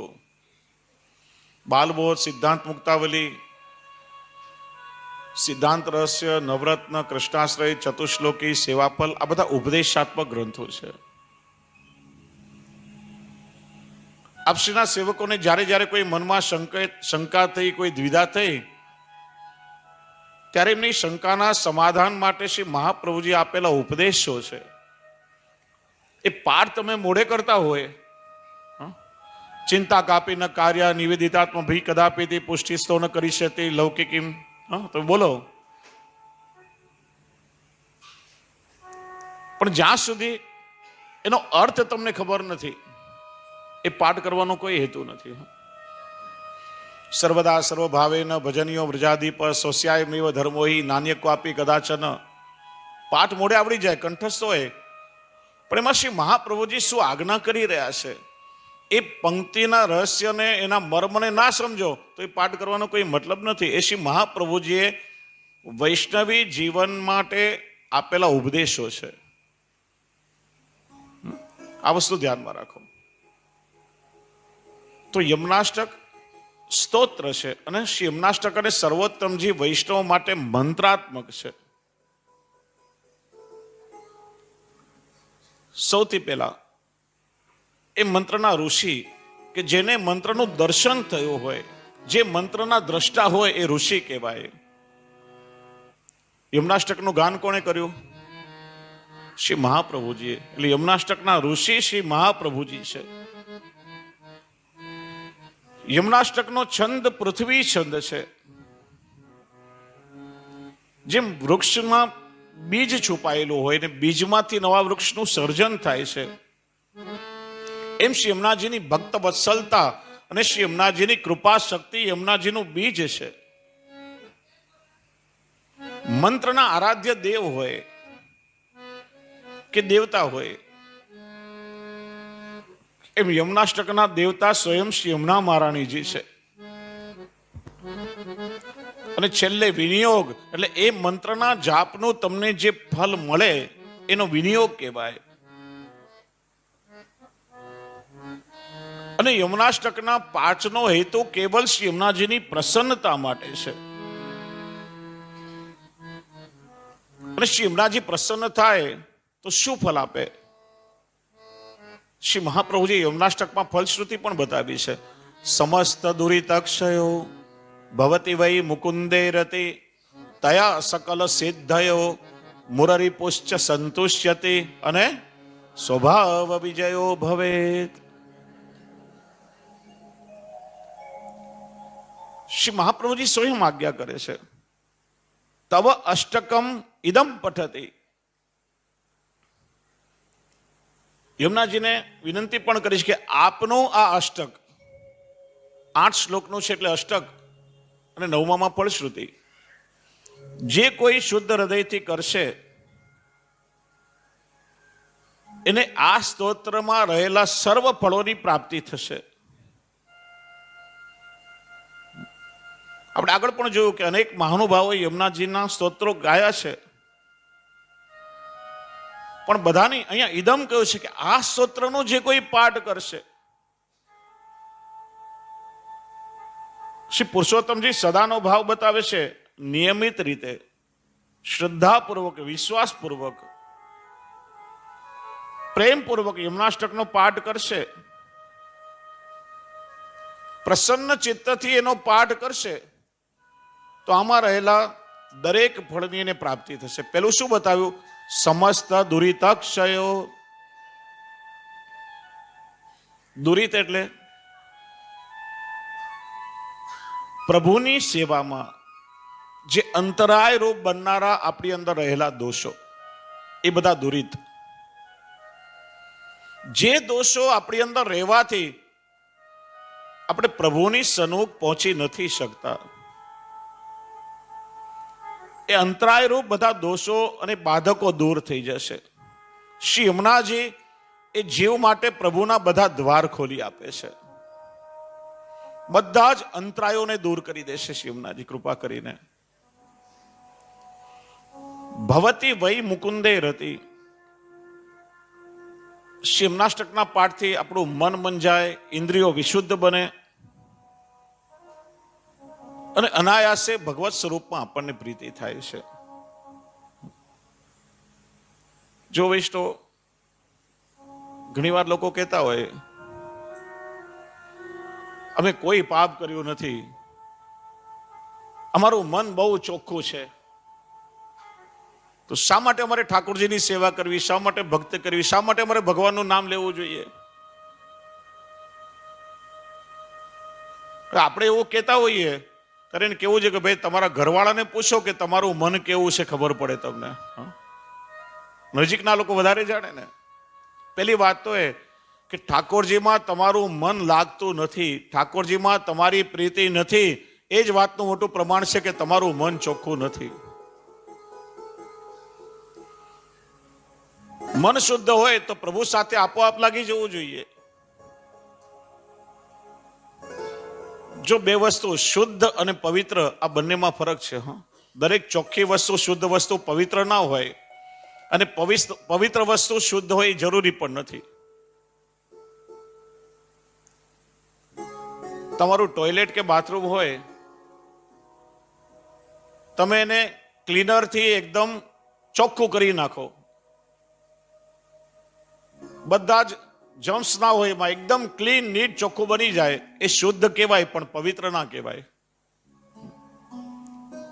એમાં ઠાકોરજીની સેવા ના થાય, ત્યાં તમે એમાં રસોઈ ના કરી શકો. એ ચોખ્ખું છે, શુદ્ધ છે, પવિત્ર ના કહેવાય. જ્યારે જ્યાં ઠાકોરજી બિરાજે, મંદિરનું સ્થાન પવિત્ર છે, ભલે થોડો કચરો પડ્યો હોય, ચોખ્ખાઈ ન હોય, પણ એ પવિત્ર જરૂર છે. શુદ્ધતામાં અને પવિત્રતામાં ફરક છે.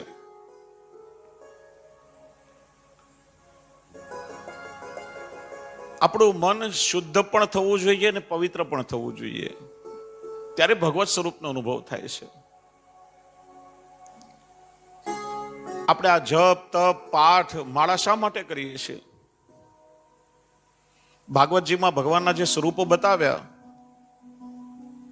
સૌથી પહેલું બતાવ્યું વિરાટ સ્વરૂપ, કે જેની અંદર સમગ્ર બ્રહ્માંડ સમાયેલું છે. બીજું છે ભગવાનનું પર સ્વરૂપ, જે નિત્ય ગૌલોક ધામમાં બિરાજે છે, જે તમારા ઘરમાં સેવ્ય સ્વરૂપે બિરાજે છે. ઘરમાં જે નંદાલય છે, સાક્ષાત ગૌલોક ધામ તો છે જ. શ્રી મહાપ્રભુજી કેવી કૃપા કરી છે આપણા પર. શ્રી મહાપ્રભુજીથી પેલા અનેક આચાર્યો થયા, મહાનુભાવો થયા. ઘણાએ કહ્યું કે ચાલો અમે તમને ભગવાનના ધામ સુધી પહોંચાડીએ, અમે તમને ભગવાનના દર્શન કરાવીએ. શ્રી મહાપ્રભુજી એકમાત્ર આચાર્ય થયા, આપે આજ્ઞા કરી કે ના, મારે તમને કોઈને ભગવાનના ધામ સુધી જવાનો પરિશ્રમ નથી કરાવવો, પણ ઠાકોરજીને એક એક વૈષ્ણવના ઘરમાં પધરાવીને એક એક વૈષ્ણવનું ઘર નંદાલય બનાવી દઉં. મારે તો એક એક પુષ્ટિ જીવના ખોળામાં પ્રભુને ખેલતા કરી દેવા છે. એ અનુભૂતિનો માર્ગ શ્રી વલ્લભે બતાવ્યો છે. એટલે પર સ્વરૂપ જે તમારા ઘરમાં બિરાજે છે. ત્રીજું પુરુષ સ્વરૂપ, જેનાથી ભગવાન અવતાર ધારણ કરે છે.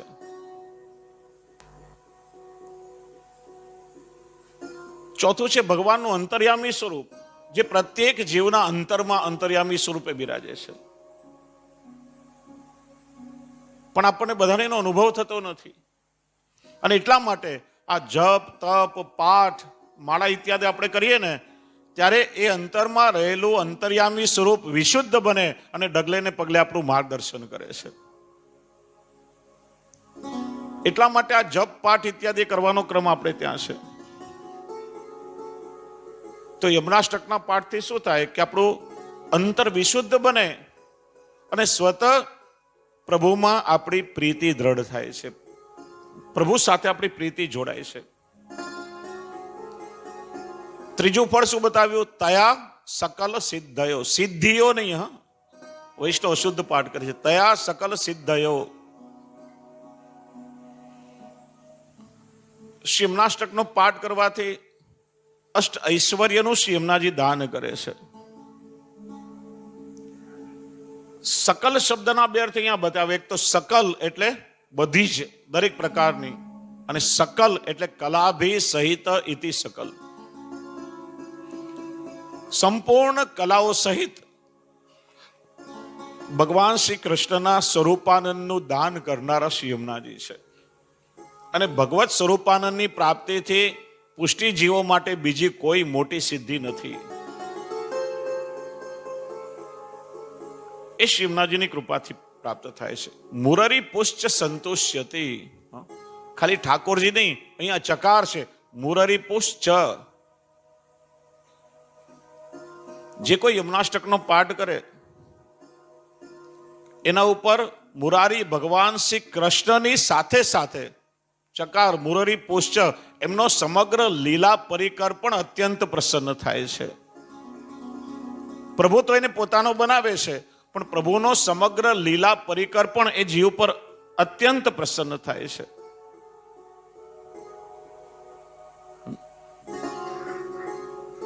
શ્રી યમુનાજીની કૃપાથી જે 8 ઐશ્વર્યની પ્રાપ્તિ થાય છે, કયા ઐશ્વર્ય? કે શ્રી યમુનાજી ભગવાનમાં ભક્તોનો પ્રેમ વધારનારા છે. ભગવાન પ્રત્યેની જે જીવની આરતી છે એ આરતીને રતિમાં બદલી નાખનારા છે. આરતી એટલે તાપ ક્લેશ, અને રતિ એટલે પ્રભુની સાથે જીવનો અલૌકિક સ્નેહ. એ આરતીને યમુનાજી રતિમાં બદલી નાખે છે. બીજું, શ્રી યમુનાજી ભગવાન સાથે જીવનો સંબંધ જોડવામાં નડતા જે અંતરાય છે, જે દોષો છે, એને દૂર કરી અને જીવને પ્રભુને લાયક બનાવે છે. ત્રીજું ઐશ્વર્ય કયું? તો શ્રી યમુનાજી ભગવાન સાથે જીવનો દ્રઢ સંબંધ બનાવી આપે છે. આજે સંબંધ જોડાય ને કાલે સંબંધ તૂટી જાય એવો સંબંધ નહીં. એ સંબંધ ના કહેવાય. એ તો બધા લૌકિક વ્યવહારો છે. સંબંધ દ્રઢ એને કહેવાય જે ક્યારે પણ તૂટે નહીં. એવો પ્રભુ સાથેનો જીવનો દ્રઢ સંબંધ શ્રી યમુનાજી કરાવી આપે છે. ચોથો ઐશ્વર્ય, શ્રી યમુનાજી કલીના બધા દોષોનો નાશ કરી અને જીવને નિષ્પાપ બનાવે છે, નિર્દોષ બનાવે છે. આ કલિયુગનો સૌથી મોટો દોષ કયો? સ્વરૂપ વિસ્મૃતિ. આજે આપણે બધા પ્રભુના સ્વરૂપને અને આપણા પોતાના સ્વરૂપને ભૂલી ગયા છીએ. એ સૌથી મોટો કલિયુગનો દોષ છે. બીજું બધું ભૂલી જઈએ તો ચાલે, પણ ના ભૂલવાનું બધું આપણે ના યાદ રાખવાનું યાદ રાખીએ છીએ, અને જેને યાદ રાખવું જોઈએ એ પ્રભુની સાથેના સંબંધને આપણે ભૂલી ગયા છીએ. આપણે કેવા જીવો છીએ? કોઈ લૌકિક સંબંધી વ્યક્તિ આપણાથી દૂર જતી હોય, માનો આપણો દીકરો કે દીકરી કે વિદેશ ભણવા માટે કે રહેવા માટે જતા હોય, તો આપણે ભેટી ભેટીને રડીએ છીએ. લૌકિક સંબંધોની દૂરી પણ આપણાથી સહન થતી નથી. પાકીટ ક્યાંય ખોવાઈ ગયું હોય, કેટલા વ્યાકુળ બની જઈએ છે. સોનાની ચેન ક્યાંય પડી ગઈ હોય તો કેટલા બેચેન થઈ જઈએ છે. અને સૌથી મોટું દુઃખ, પેલા મોબાઈલનું નેટવર્ક ના મળતું હોય, અહીંયા ગયા, ત્યાં ગયા, અગાસીમાં ગયા, પેલા ખૂણામાં ગયા, મન ક્યાંય લાગે જ નહીં. લૌકિક વસ્તુઓ માટે આપણે દુઃખી થઈએ છીએ. ક્યારે મનમાં એવો તાપ ક્લેશ થયો ખરા કે હું મારા પ્રભુથી વિખૂટો પડીને આવ્યો છું? પ્રભુ મારા અંશી છે અને હું પ્રભુનો અંશ છું. મારા અંશી પ્રભુ મને ક્યારે પાછા મળશે? મારા ઠાકોરજી સાથે મારો સંબંધ ક્યારે થશે? ક્યારે મારા પ્રભુના દર્શન મને થશે? ક્યારે મને મારા પ્રભુની લીલાઓનો અનુભવ થશે? એ મનમાં ક્યારે તાપ ક્લેશ થયો ખરા?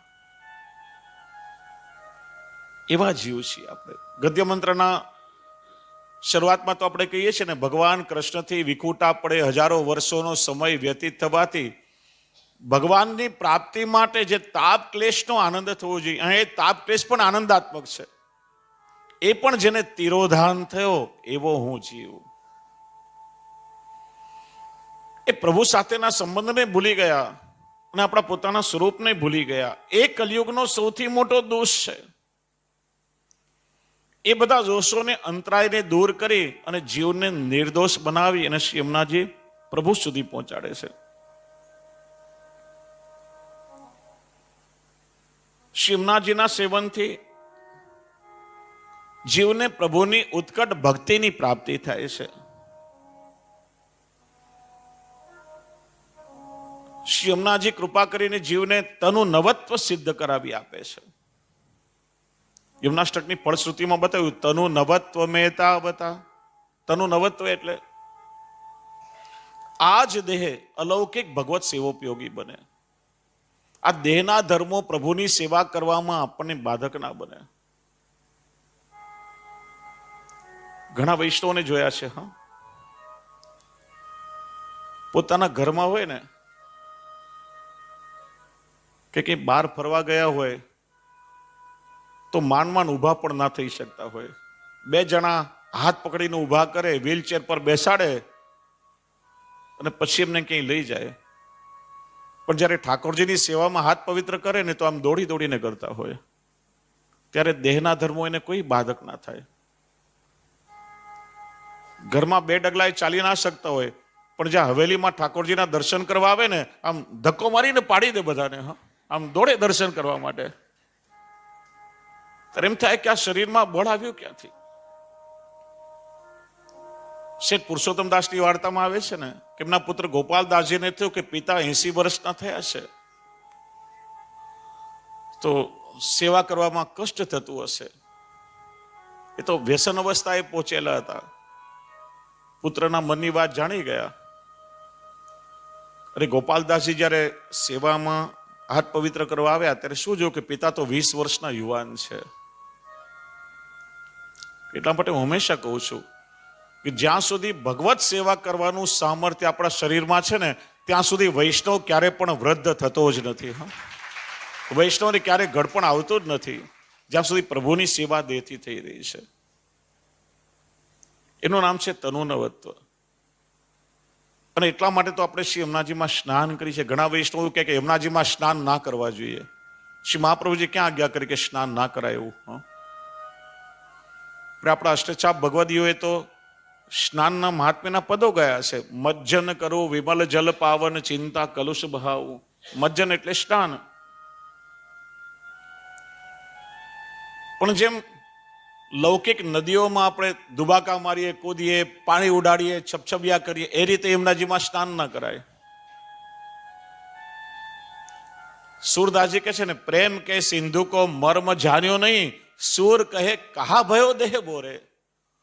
યમુનાજીનું મહાત્મ્ય જ્ઞાન નથી તો ખાલી શરીર ડૂબાડવાથી શું થવાનું? કંઈ નહીં મળે. જેમ એક નાનું બાળક સ્નેહથી માના ખોળામાં બેસે એમ સ્નેહથી યમુનાજીને વિનંતી કરીને, હે યમુના મહારાણીજી, કૃપા કરીને મારો આ દેહ ભગવદ સેવોપયોગી બનાવો, મને તનુ નવત્વનું દાન કરો. યમુનાજીમાં સ્નાન કરવાથી એમની કૃપાથી તનુ નવત્વની એટલે આ દેહ આપણો અલૌકિક ભગવત સેવોપયોગી બને છે. એટલા માટે હંમેશા કોઈ એક શ્લોક છે સ્નાનનો. આપણે ત્યાં પ્રાચીન સમયમાં અપરસ કરવાની પદ્ધતિ હતી કે સંપૂર્ણ સ્નાન થઈ જાય, દેહ પવિત્ર થાય, પછી એક જલનો ઘડો ભરી અને છેલ્લે યમુનાજીના તીર્થ સ્નાનના ભાવથી માથા પર રેડવામાં આવે, ત્યારે આપણી અપરસ પૂરી થાય. એ વખતે શ્લોક બોલાય, શ્રી કૃષ્ણ વલ્લભે દેવી યમુને પાપ હારિણી. પાપ રેતા બંને પાઠભેદ મળે છે. શ્રી કૃષ્ણ વલ્લભે દેવી યમુને પાપ હારિણી સેવાઈ સ્નાતુમ ઈચ્છામિ જલેસ્મિન સન્નિધિમ કુરુ. હે જીવના પાપ તાપ અને સંતાપને હરવાવાળા શ્રી યમુનાજી, ભગવત સેવામાં હાથ પવિત્ર કરવા માટે સ્નાન કરી રહ્યો છું, તો ભાવાત્મક સ્વરૂપે આ જલમાં પ્રગટ થઈ અને મને તનુ નવત્વનું દાન કરો. મારા દેહને ભગવત સેવોપયોગી અલૌકિક બનાવો. આ શ્લોક વૈષ્ણવે જ્યાં તમે સ્નાન કરો ને તે ઉપર લખી રાખવો જોઈએ. સ્નાન કર્યા પછી છેલ્લે આ શ્લોક બોલવો જોઈએ માથેથી સ્નાન કરો ત્યારે. તો શ્રી યમુનાજી કૃપા કરીને તનુ નવત્વનું દાન કરે છે. અને શ્રી યમુનાજી પોતાના જલ દ્વારા જીવને પ્રભુના સાક્ષાત અંગ સ્પર્શનું સુખ આપે છે. કેમ કે જલ પણ કયું છે? સ્મરશ રમજ લાણુભી સકલ ગાત્ર જય સંગમાં. બીજો આજ્ઞા કરી કે શ્રી યમુનાજી કૃપા કરી અષ્ટ સિદ્ધિઓ આપે છે આપણને, અષ્ટ સિદ્ધિનું દાન કરે છે. સિદ્ધિ કુલ 4 છે, પણ 4 સંયોગાત્મક અને 4 વિપ્રયોગાત્મક. એ રીતે અષ્ટ સિદ્ધિનું દાન શ્રી યમુનાજી કરનારા છે. એક તો આપણે જોયું તનુ નવત્વ, ભગવત સેવોપયોગી દેહની પ્રાપ્તિ. બીજું શ્રી યમુનાજી કૃપા કરી એવી દ્રષ્ટિ આપે છે કે આજ નેત્રથી જીવ ભગવત લીલાના દર્શન કરી શકે. જેમ સૂરદાસજીને નેત્ર નહીં હતા, આંખ હોય એને દેખાય નહીં એને અંધ કહેવાય, પણ સૂરદાસજીને જન્મથી નેત્રના ચિહ્ન જ નહીં હતા એટલા માટે સૂર કહેવાય. આ લૌકિક ચર્મચક્ષુઓથી સાક્ષાત ભગવત લીલાના દર્શન આપણને થવા લાગે. એ પુષ્ટિ જીવની સિદ્ધિ છે. પેલો પ્રસંગ આવે છે ને કે શ્રી ગુસાઈજીના જ્યેષ્ઠ કુમાર શ્રી ગિરધરજી અને તૃતીય શ્રી બાલકૃષ્ણલાલજી, એમને મનમાં એકવાર સંશય થયો કે સૂરદાસજીને નેત્ર નથી અને છતાં પણ જે દિવસે શ્રીજી બાવાએ જેવા વસ્ત્ર શૃંગાર ધર્યા હોય એવા સ્વરૂપનું આબેહૂબ વર્ણન કરે, એ લીલાનું પદ ગાય. પરીક્ષા કરવી જોઈએ. ઉષ્ણકાલના દિવસો હતા. શ્રીજી બાવાને અંગ વસ્ત્ર થઈ રહ્યું હતું. નિરાવરણ પ્રભુનો વિગ્રહ હતો. શ્રીકંઠમાં કંઠેશ્વરી ધારણ કરી હતી. શ્રીયમાં ક્યાંક ક્યાંક જલના બિંદુઓ ચમકી રહ્યા હતા. અને ત્યારે આ બાળકોએ સૂરદાસજીને પ્રશ્ન કર્યો, કહો સૂર બાબા, આ શ્રીજી બાબાને कौन से श्रृंगार धारण किए हैं? અને ત્યારે પદ ગાયો, આજ દેખેરી હરિમાઈ નંગમ નંગા જલસુત ભૂષણ અંગ બિરાજત વસન હીન છવી ઉઠત તરંગા. ત્યારે શ્રી ગુસાઈજીએ મીઠો ઠપકો આપ્યો, બાવા ક્યારે ભક્તોની પરીક્ષા ના કરો. એમને ચર્મ ચક્ષુઓથી નહીં અંત ચક્ષુઓથી પ્રભુની લીલાના પ્રત્યક્ષ દર્શન થતા હોય છે. એ કૃપા શ્રી યમુનાજી કરે છે. ત્રીજી સિદ્ધિ બતાવી ભગવદ રસાનુભાવો. શ્રી યમુનાજીની કૃપાથી ઠાકોરજીએ જીવને પોતાના લીલા પરિકરમાં સામેલ કરી લે છે, પોતાના લીલા પરિકરમાં ભેળવી લે છે. એ જીવને સાક્ષાત ભગવાનની રસાનુભૂતિ થાય છે. વૈષ્ણવ, તમને એક પ્રશ્ન પૂછું, તમે ઘરમાં ઠાકોરજીની સેવા કરો છો તો ઠાકોરજીની સેવાનું ફલ શું? સેવા એ તો ફલ રૂપા જ છે ને, પણ સેવાનું પણ ફલ શ્રી મહાપ્રભુ બતાવે છે. આપણે ત્યાં એવું કહેવાય કે સાધન પણ સેવા છે અને ફલ પણ સેવા છે. બરાબર? કઈ રીતે? તો એ સેવા દ્વારા પ્રેમ, આસક્તિ, વ્યસન અને તન્મયતા સુધી આપણે પહોંચી શકીએ. તો પ્રેમ અને આસક્તિ સાધન અવસ્થા છે, અને એ સેવા જ્યારે ફલરૂપા થાય ત્યારે જીવ વ્યસન અવસ્થાએ પ્રાપ્ત થાય અને છેવટે પ્રભુ સાથેનું તાદાત્મ્ય થાય.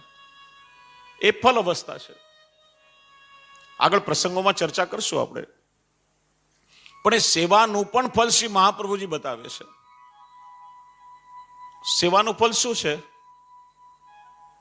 તો કે ભગવદ રસાનુભૂતિ, ઠાકોરજીના સ્વરૂપનો પ્રત્યક્ષ અનુભવ એ સેવાનું ફલ છે. ભગવાન રસો વૈશ્ય છે અને એ પ્રભુની રસાનુભૂતિ, એ લીલાઓનો પ્રત્યક્ષ અનુભવ એ પુષ્ટિ માર્ગમાં સેવાનું પરમ ફલ છે. અને એ શ્રી યમુનાજીની કૃપાથી સિદ્ધ થાય છે. અને ચોથું બતાવ્યું સર્વાત્મ ભાવ.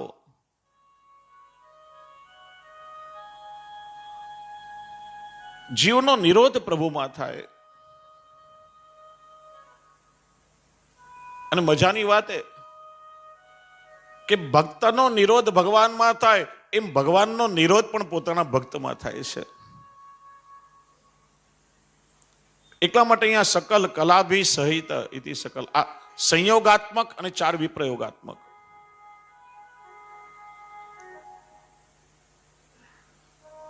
ભક્તને તો ભગવાનનું વ્યસન થાય, પણ ભગવાનને પણ પોતાના ભક્તનું વ્યસન થાય છે. ભક્ત ભગવાન વગર ન રહી શકે, પણ પુષ્ટિ માર્ગની ફલરૂપતા શું કે પ્રભુ પોતાના એ ભક્ત વગર પછી ક્ષણ માત્ર ના રહી શકે. માઈ મેરો શામ લગ્યો સંગ ડોલે, જીત જાઉં તી તાડો હી આવે, બિના બોલાએ બોલે. મર્યાદામાં ભક્ત ભગવાનનું અનુસરણ કરે છે. પરાધીને તો મર્યાદા સ્વાધીના પુષ્ટિ નોચ્યતે. અને પુષ્ટિ માર્ગમાં ભગવાન ભક્તનું અનુસરણ કરે છે. ભક્તની પાછળ પાછળ પ્રભુ ડોલે છે. જેમ કોઈ નાનું બાળક હોય, માં દરરોજ એને જમાડતી હોય તો એ બાળકને પણ માનું વ્યસન થઈ જાય. એ પછી એના હાથે જમે. અને કોઈ દિવસ મમ્મીને બહારગામ જવાનું થાય તો થાળીઓ પકડીને પાછળ દોડવું પડે, કોઈના હાથે ના જમે. દરરોજ માં વાર્તાઓ કહીને કે હાલરડાઓ ગાઈને બાળકને સુવરાવતી હોય તો જ્યાં સુધી માનું હાલરડું ના સાંભળે બાળકને ઊંઘ ના આવે. એમ જે અત્યંત સ્નેહથી પ્રભુની સેવા કરે એ ભક્તનું પણ ભગવાનને વ્યસન થઈ જાય છે. આ પુષ્ટિ માર્ગની ફલરૂપતા છે. પ્રતિ ક્ષણ એને ભગવદ લીલાનું સતત અનુસંધાન રહ્યા કરે છે. એ સર્વાત્મ ભાવ. અનેક પ્રસંગો આપણે ત્યાં છે. પેલી પીરજાદીની વાર્તામાં આવે છે ને કે પીરજાદી વૈષ્ણવના બાળકો સાથે રમતી અને વૈષ્ણવના બાળકો ઠાકોરજીના સ્વરૂપની સાથે ખેલતા. જો આપણે એક પ્રકાર આપણે ત્યાં છે, એકમાંથી બીજી વાત ખુલતી રહેશે. વૈષ્ણવ આજે આપણા નાના નાના બાળકોને ઠાકોરજીની સેવામાં રુચિ કેમ થતી નથી? આજના બાળકોનો યુવા વર્ગ સેવાથી વિમુખ શા માટે છે? એનું કારણ નાનપણથી આપણે લોકોએ ક્યારે એને પ્રભુની સમીપ આવવા દીધા નથી. આપણે સેવા કરતા હોઈએ, નાના બાળકને જિજ્ઞાસા થાય, નજીક આવે, દૂર જા, ભાગ, આગોરે છોવાઈ જશે અપરસબારી, બહુ નાના છો, હમણાં તમારું કામ નથી. આપણે આમ તિરસ્કારથી એને ધક્કો મારીને દૂર ભગાડી દઈએ છીએ. અને એટલા માટે બાળકોને પછી ક્યારે પણ એવું મન થાય, ક્યારે નજીક નહીં આવે. પછી તો મોબાઈલ કે ઇન્ટરનેટ કે રમકડા જે કંઈ એના હાથમાં પકડાવશો એમાં એનું મન લાગી જશે. આખું માઇન્ડ ડાયવર્ટ થઈ જશે એનું. મને યાદ છે બાળપણના દિવસો, 4 વર્ષની વયે, અને ભુલેશ્વર મુંબઈમાં મારું જન્મસ્થાન, ત્યાં જ હવેલી હતી. મારા તાજચરણ પ્રાતસ્મરણીય નિત્ય લીલા શ્રી પુરુષોત્તમલાલજી મહારાજ શ્રી દાદાશ્રીના નામથી આખું વિશ્વ એમને ઓળખે. અને આપનો સેવાનો ક્રમ અને સાથે જપાટનો ક્રમ પણ હતી છે. સવારે 4 વાગે અપરસમાં સ્નાન કરી અને સંધ્યાવંદન જપાટમાં બિરાજે. હું નાનો હતો ત્યારે બેઠકમાં ત્યાં સિંહાસન પર ઊંઘી જતો. તો સવારે આંખ ખુલે તો દાદાશ્રી જપ કોઠામાં જપાટમાં બિરાજતા હોય તો ઊંઘમાંથી ઉઠીને સીધો જઈને એમના ખોળામાં બેસી જવું. આપસી કઈ ના બોલે. બીજી વાર ચૂપચાપ જઈને અપરસમાં સ્નાન કરી લે. 2-4 વાર એવું થયું તો આપના ખવાસ સાથે હતા राधेश्याम बाबूजी खिंचाया एक बार के बाबा घड़ी घड़ी आप ताजी की अपरस छुआ दो, दूसरी बार उनको स्नान करना पड़े. दादाश्री आगा के बाबा को कछु मत कहियो, अरे जाको भाग्य हो पोता वाके गोद में खेले, मैं तो दूसरी बार स्नान कर लूंगा, का भयो. તો વિચારો કે એ સમયે તિરસ્કારથી જો દૂર કાઢી મૂક્યા હોય તો ક્યારે પણ પાસે જવાનું મન ના થાય. પછી આપણે આપણા બાળકો સાથે એવું જ કરી રહ્યા છીએ. એટલા માટે કે આ જૂની પદ્ધતિને મને યાદ છે, એ સમયે મેળા પરથી ઝાંપીજી પધરાવી અને સુંદર મદન મોહનજી સ્વામીજીનું સ્વરૂપ આપે મને પધરાવે, લો બાવા એમની સાથે ખેલજો. આજે પણ એ સ્વરૂપ મારે માંથી બિરાજે છે. અને નિત્ય એમની સાથે ખેલતા ખેલતા એ રુચિ ઠાકોરજીમાં થઈ. અમારા લાલન અનુગ્રહ કુમારજી 3 વર્ષના હતા. દાદાજીએ નાનું દ્વારકાધીશજીનું સ્વરૂપ અને લાલનનું સ્વરૂપ પધરાવી આપ્યું. પ્લે ગ્રુપમાંથી બાળ મંદિરમાંથી આવે, ઘર આવીને માતાબોળ સ્નાન કરે અને સીધા ઠાકોરજીને લઈને બેસી જાય. 2-3 તપેલામાં જલ ભર્યું, આમાં જબોળે, આ વસ્ત્ર ધરાવે, પાછા વડા કરે, પાછું બીજું ધરે. નીચે કઈ ઠાકોરજીનો મનોરથ થાય તો પ્રસાદી બધા ફૂલો લઈ આવે, પોતાના હાથે હિંડોળા ફૂલ મળે, એમાં ઠાકોરજીને પધરાવે. બસ આમ ખેલા કરે, એમાં મન ઠાકોરજીમાં લાગ્યું. આજે અમારે કઈ બહારગામ જવું હોય તો સંપૂર્ણ ઠાકોરજીની સેવા એમના પર છોડીને જઈએ તો મનમાં નિશ્ચિંતતા છે કે ઠાકોરજીને પરિશ્રમ નહીં પડે. એમ આપણે તો એક પદ્ધતિ હતી કે જે વૈષ્ણવને માથે ભગવત સેવા બિરાજતી હોય એ બાળકોને ખેલવાનું સ્વરૂપ પધરાવી આપે, જે પુષ્ટાવેલું ના હોય.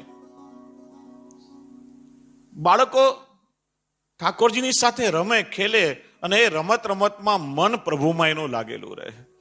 પ્રભુથી દૂર એનું મન ના ફંટાય. એક આપણે ત્યાં પદ્ધતિ છે. પેલી પીરજાદી વૈષ્ણવના બાળકોની સાથે રમે અને એ ભગવત સ્વરૂપ સાથે ખેલે એટલે પીરજાદીને પણ મન થયું. પિતા અલી ખાન પઠાણને કહ્યું, પિતાજી મુझे भी खुदा के साथ खेलना है, मुझे भी एक मूर्ति चाहिए खेलने के लिए, मुझे भी एक छोटा सा मंदिर बंधवा दो. જ્યાં મંદિર બંધાવવા માટે પાયો ખોદાયો તો જમીનમાંથી એક સુંદર સ્વરૂપ નીકળ્યું.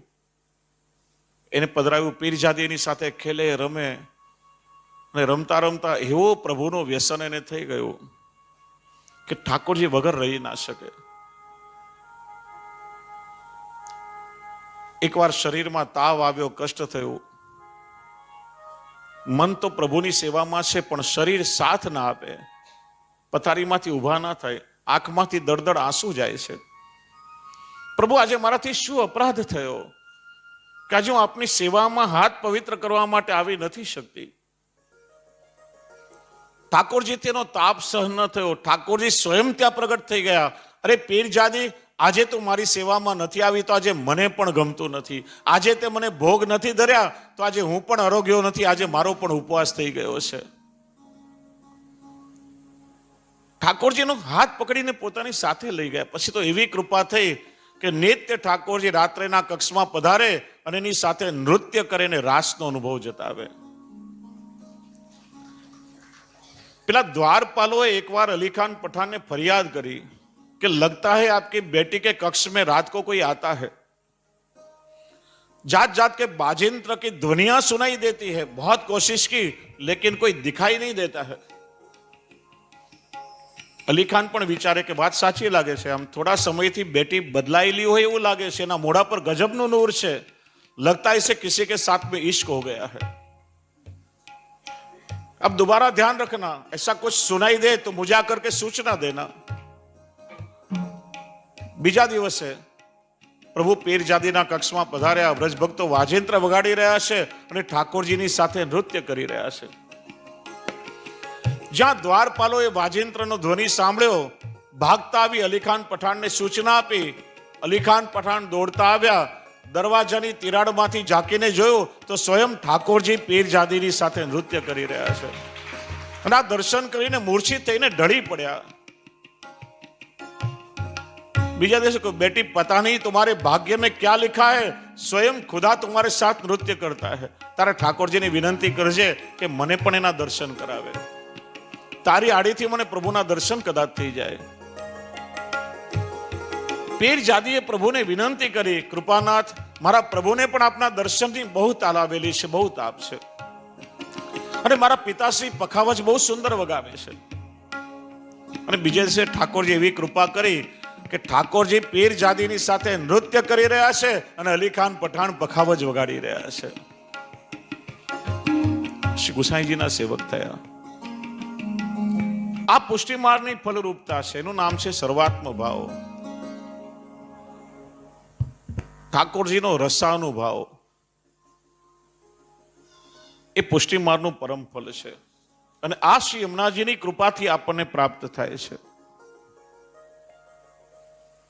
તો યમુનાષ્ટકના પાઠનું આ ફળ અલૌકિક ફળ શ્રી મહાપ્રભુજી બતાવ્યું છે. આ છે શ્રી યમુનાજીના નામનું સામર્થ્ય. સદા અને મુદા શ્રી યમુનાજીનું નામ જો આપણે લઈએ તો શ્રી યમુનાજી પ્રસન્ન થાય છે. યમુનાજીના નામમાં પણ અપાર સામર્થ્ય રહેલું છે. શ્રી મહાપ્રભુજી સુબોધિનીજીમાં નામ સેવાને સ્વરૂપ સેવાનું દ્વાર બતાવે છે. રૂપ નામ વિભેદેન જગત ક્રીડતી હોય તો પ્રભુ બે સ્વરૂપે જગતમાં લીલા કરે છે, પોતાના પ્રગટ સ્વરૂપ દ્વારા અને પોતાના નામ દ્વારા. ભગવાન જ્યારે અવતાર ધારણ કરે ત્યારે પોતાના સ્વરૂપ દ્વારા એ ભક્તોનો ઉદ્ધાર કરે છે, ભક્તના મનોરથોને પૂર્ણ કરે છે. અને ભગવાન જ્યારે પોતાના સ્વરૂપને તિરોહિત કરે છે, અવતાર લીલાને પ્રભુ સમેટી લે છે, ત્યારે ભગવાનના નામ દ્વારા ભક્તોનો ઉદ્ધાર થાય છે. અને આ બંનેમાં કોઈ ભેદ નથી. ભગવાન કોને કહેવાય? વારંવાર આપણે ભગવાન શબ્દનો પ્રયોગ કરીએ છીએ, પણ ભગવાન એટલે શું? તો ઐશ્વર્ય, વીર્ય, યશ, શ્રી, જ્ઞાન અને વૈરાગ્ય 6 ધર્મોનો સમૂહ એટલે ભગ, અને ભગને ધારણ કરે તે ભગવાન.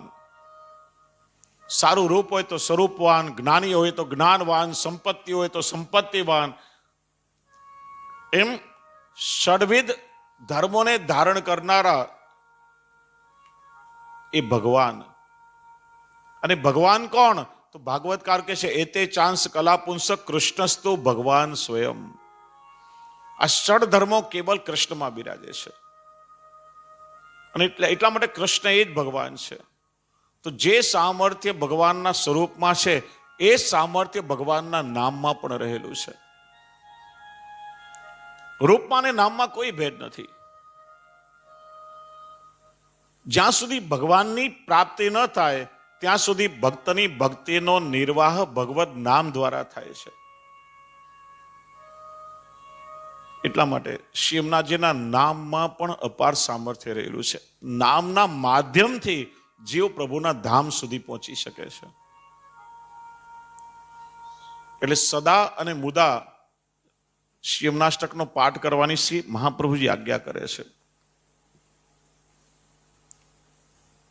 હવે નામનો પરિચય થયો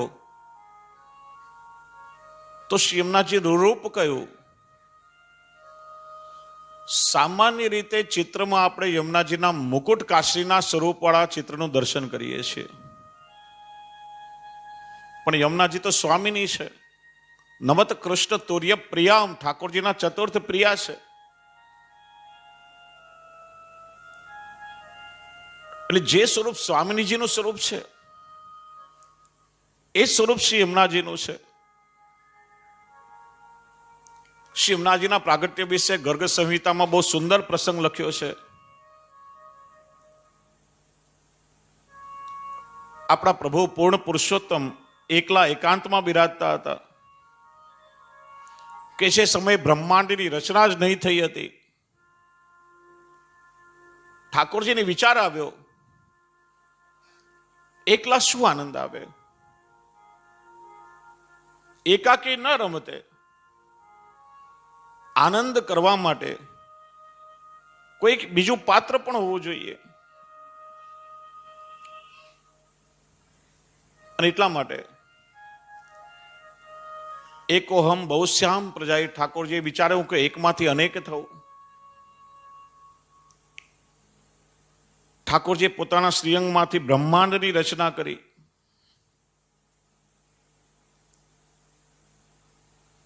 લીલા સૃષ્ટિનું સર્જન થયું. હવે લીલા કરવા માટે, આનંદની પ્રાપ્તિ માટે કોઈ સાથીદાર હોવો જોઈએ. ઠાકોરજીના હૃદયમાંથી સ્વામિનીજીનું પ્રાગટ્ય થયું. પ્રભુ એકમાંથી બે થયા. કેવા બે થયા છે? ભગવદીઓ ગાય છે ને, વપોદો પ્રાણ એક. શરીર બે જુદા જુદા છે, એક સ્ત્રીનો દેહ, એક પુરુષનો દેહ, પણ પ્રાણ તો બંનેના એક જ છે. ભીતરમાં તો બંને સ્વરૂપ એક જ છે. જે સ્વરૂપ ઠાકોરજીનું છે એ સ્વામીજીનું છે. માત્ર લીલા કરવા માટે પ્રભુ એકમાંથી બે થયા છે. હવે જેની પાસેથી આનંદ પ્રાપ્ત કરવો હોય, વર્ચસ્વ તો એનું હોવું જોઈએ. એનું કયું માનવું પડે? એટલે વર્ચસ્વ થયું સ્વામિનીજીનું. અમારે માઈ શ્યામા ઝુકો રાજ, ભગવદીઓ ગાય છે. વ્રજના ઠાકોર, વ્રજના રાજા ઠાકોરજી, પણ ચાલે કોનું? સ્વામિનીજીનું. પેલાથી ચાલતું આવ્યું છે, હમણાં કઈ નવું નથી. આપણે બધા મસ્તક પર તિલક કરીએ છીએ. કયા ભાવથી? ઠાકોરજીના ચરણારવિંદના ભાવથી ઉર્ધ્વ પુંડ્ર તિલક કરીએ છીએ. તો ઠાકોરજી પણ તિલક કરે છે. તો ઠાકોરજી એ સ્વામીજીના ચરણ ચિહ્નના ભાવથી તિલક કરે છે. જો શ્રીજી બાવાની મુઠ્ઠી આ રીતે છે ને, કટી પર ધારણ કરી છે, પોતાના ભક્તોનું ચિત્ત મુષ્ટિકામાં છે. આપણે બધા પ્રભુની મુઠ્ઠીમાં છીએ, પણ ઠાકોરજી એ સ્વામીજીના હાથમાં છે.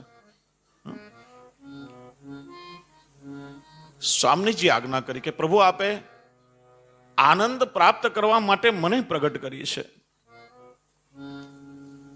તેના માટે લીલા સૃષ્ટિ પણ હોવી જોઈએ. કોઈ સુંદર એકાંત સ્થાન હોવું જોઈએ. સુંદર રમણીય પર્વત હોય, જ્યાં સુંદર સરિતા વહેતી હોય, અનેક કુંજ નિકુંજ હોવા જોઈએ.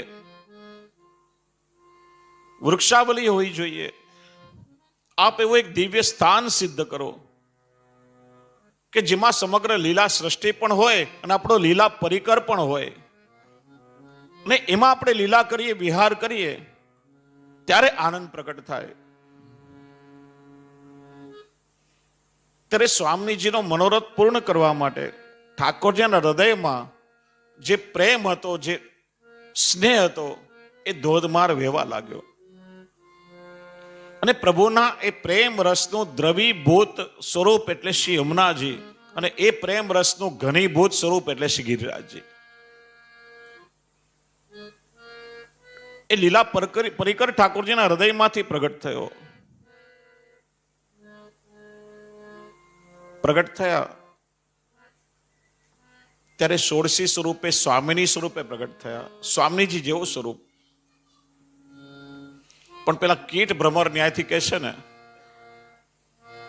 જેનું સતત ચિંતન આપણે કરીએ ને, એના જેવું રૂપ ગુણ કોઈ વસ્તુ આપણને પ્રાપ્ત થાય. પેલું કહે છે ને, ભમરી જીવડાને ઉપાડીને લઈ જાય, સતત જીવડાને ડંખ માર્યા કરે. ભમરીના ડંખ ખાઈ ખાઈને પેલું જીવડું સતત ભમરીનું ચિંતન કરે, ક્યારે આવશે, ક્યારે ડંખ મારશે, હમણાં આવશે, હમણાં ડંખ મારશે. અને સતત ભમરીનું ચિંતન કરતા કરતા આ જન્મમાં જ પેલા જીવડાને પાંખો ફૂટે અને કીટમાંથી ભ્રમરમાં એનું રૂપાંતર થઈ જાય. જો ઠાકોરજીની સેવા માટે શ્રી મહાપ્રભુજી શું પ્રકાર બતાવ્યો? ચેતસ તત્ પ્રવણમ સેવા. સેવા એટલે તમે હાથથી કેવલ ક્રિયાઓ કરો એ સેવા નહીં. શરીર ઇન્દ્રિયોની સાથે તમારું મન પણ પૂર્ણ રૂપે પ્રભુમાં એકરૂપ થઈ જાય ને, ત્યારે સેવા ફલાત્મક થાય. ત્યારે તમને પ્રત્યક્ષ પ્રભુનો અનુભવ થાય. એ વગર ના થઈ શકે. મનથી સતત જેનું ચિંતન કરીએ ને, એની અનુભૂતિ આપણને થાય. કદાચ હું ના ભૂલતો હોઉં તો ઘણા પ્રસંગો, કદાચ સ્વામી રામકૃષ્ણ પરમહંસના જીવનનો પ્રસંગ છે. અનેક પ્રકારે ભગવાનની ઉપાસનાના પ્રયોગો એમણે કર્યા હતા. દેવીની ઉપાસના કરી અને એટલી તન્મયતા આવી, એટલા લીન થયા કે એમના શરીરમાં સ્ત્રીઓ જેવા ચિહ્ન પ્રગટ થવા લાગ્યા. પછી દેવીની ઉપાસના છોડી એમણે હનુમાનજીની ઉપાસના કરી. એમાં પણ એટલા એકાગ્ર થયા કે એમને પૂંછડું ઉગવા લાગેલું. એ મનથી સતત જેનું ચિંતન કરીએ એમના જેવું રૂપ ગુણ કોઈને કોઈ વસ્તુ અવશ્ય પ્રાપ્ત થાય. એમ યમુનાજી સ્વામીની સ્વરૂપે ઠાકોરજીના હૃદયમાંથી પ્રગટ કર્યા, પણ સતત શ્યામ સુંદરનું ચિંતન કરતા કરતા, હું શ્યામ સુંદરની છું, મારા શ્યામ સુંદરના સુખ માટે મારું પ્રાગટ્ય થયું છે, મારા શ્યામ સુંદરથી મારું જુદું કોઈ સુખ હોઈ શકે જ નહીં, એમના સુખમાં જ મારું સુખ સમાયેલું છે. એમ સતત શ્યામ સુંદરનું ચિંતન કરતા કરતા પ્રગટ થયા એટલે યમુનાજીનું સ્વરૂપ પણ ઠાકોરજીના જેવું શ્યામ થઈ ગયું, શ્યામ સુંદરી થઈ ગયા. જલ સ્વરૂપે પણ પ્રગટ થયા અને સ્વામીની સ્વરૂપે પણ પ્રગટ થયા. રાધાજી જેવા અતિ સુંદર પણ ચિત્રમાં મુકુટ કાશીના સ્વરૂપનું આપણને દર્શન થાય છે. એ પ્રસંગની આપણે આગળ ચર્ચા કરશું પછી. આમ યમુનાજીના બે સ્વરૂપ નિકુંજ લીલામાં છે, સરિતા સ્વરૂપ અને સ્વામિની સ્વરૂપ. અને પુરાણોમાં ત્રીજું એક સ્વરૂપ જોવા મળે છે, એ છે યમુનાજીનું તીર્થ સ્વરૂપ. અને તીર્થ સ્વરૂપ એટલે કાલિંદી શ્રી યમુના.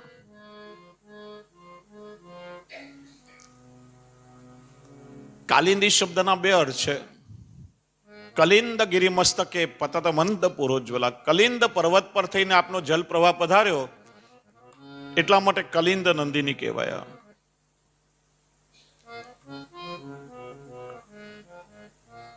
અને કાલિંદી નામની વ્યાખ્યા બતાવી, વ્યુત્પત્તિ બતાવી. કલિંદ દ્યોતિ ખંડયતિ ઇતિ કાલિંદી.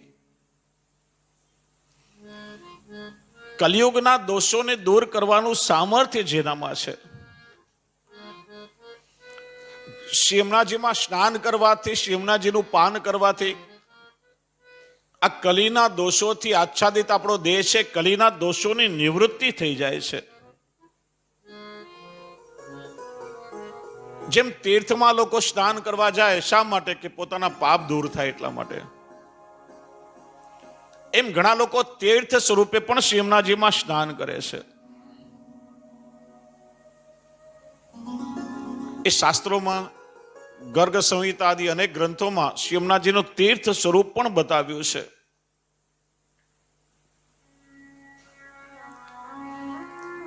જો 10મા સ્કંદમાં પ્રકરણ આવે છે ને કે કંસના કારાગૃહમાં પ્રભુનું પ્રાગટ્ય થયું અને વસુદેવજી સુપડામાં પ્રભુને પધરાવી મસ્તક પર ધારણ કરી અને ગોકુલ તરફ જ્યારે પ્રસ્થાન કર્યું, માર્ગમાં યમુનાજીનો જલ પ્રવાહ આવ્યો. એ તીર્થ સ્વરૂપા દેવી શ્રી યમુના હતા. એ યમુનાજીનું જલ ઊંચે ને ઊંચે ચડવા લાગ્યું. સ્વામીની યમુનાને તો નિત્ય ઠાકોરજીનો સંગ છે, પણ આ તીર્થ સ્વરૂપા છે અને એમને પ્રભુના ચરણ સ્પર્શ કરવા છે.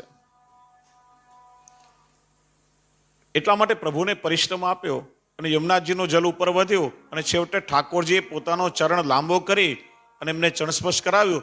ત્યારે એ તીર્થ સ્વરૂપા યમુનાજીના જલ શાંત થયા છે. આ તીર્થ સ્વરૂપા છે.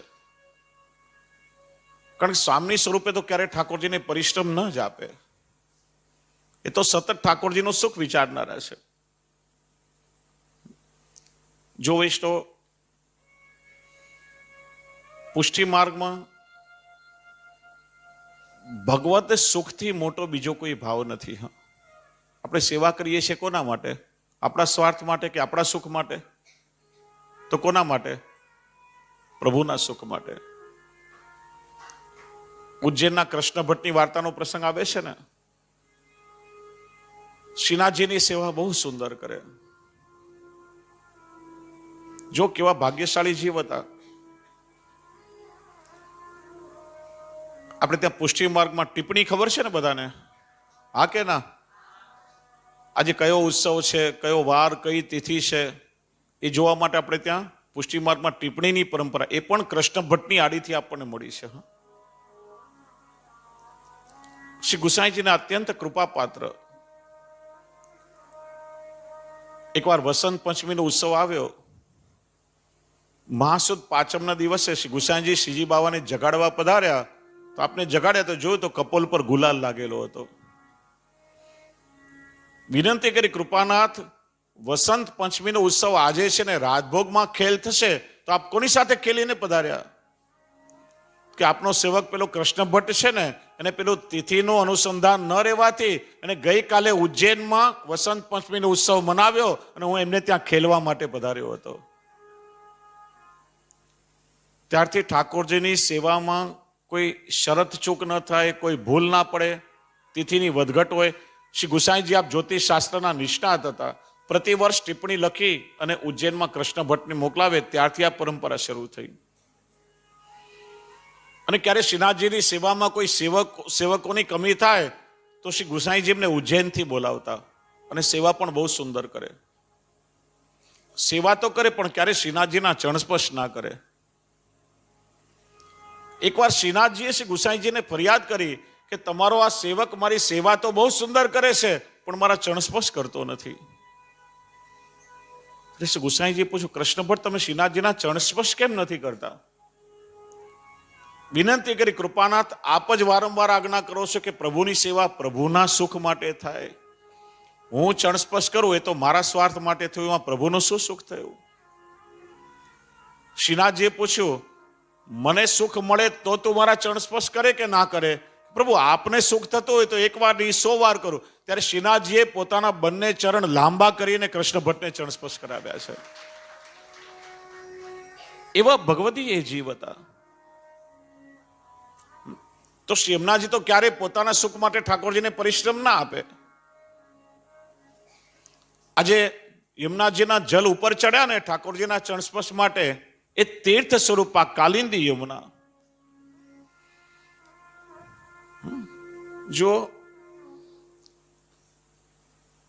ઘણા વૈષ્ણવ આજે ગોટાળો કરે છે. એવા ધોળપદ પણ ઘણા લોકો ગાતા હોય છે. દ્વારકા લીલામાં કાલિંદીજી છે, ભગવાનના ચોથા પટરાણી છે, અને વ્રજ લીલામાં શ્રી યમુનાજી છે, એ ચતુર્થ પ્રિયા છે. આ બંને જુદા છે, બંને એક નથી. હા, યમુનાજીનું નામ પણ કાલિંદી છે. યમુનાજી પણ સૂર્યપુત્રી છે અને કાલિંદીજી પણ સૂર્યપુત્રી છે. કાલિંદીતી સમાખ્યાતા વસામી યમુના જલે.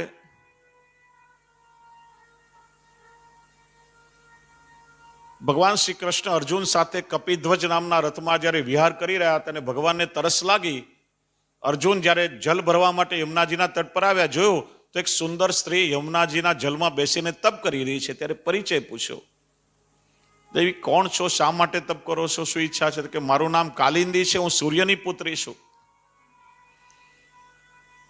અને કૃષ્ણને મેળવવા માટે તપ કરી રહી છું.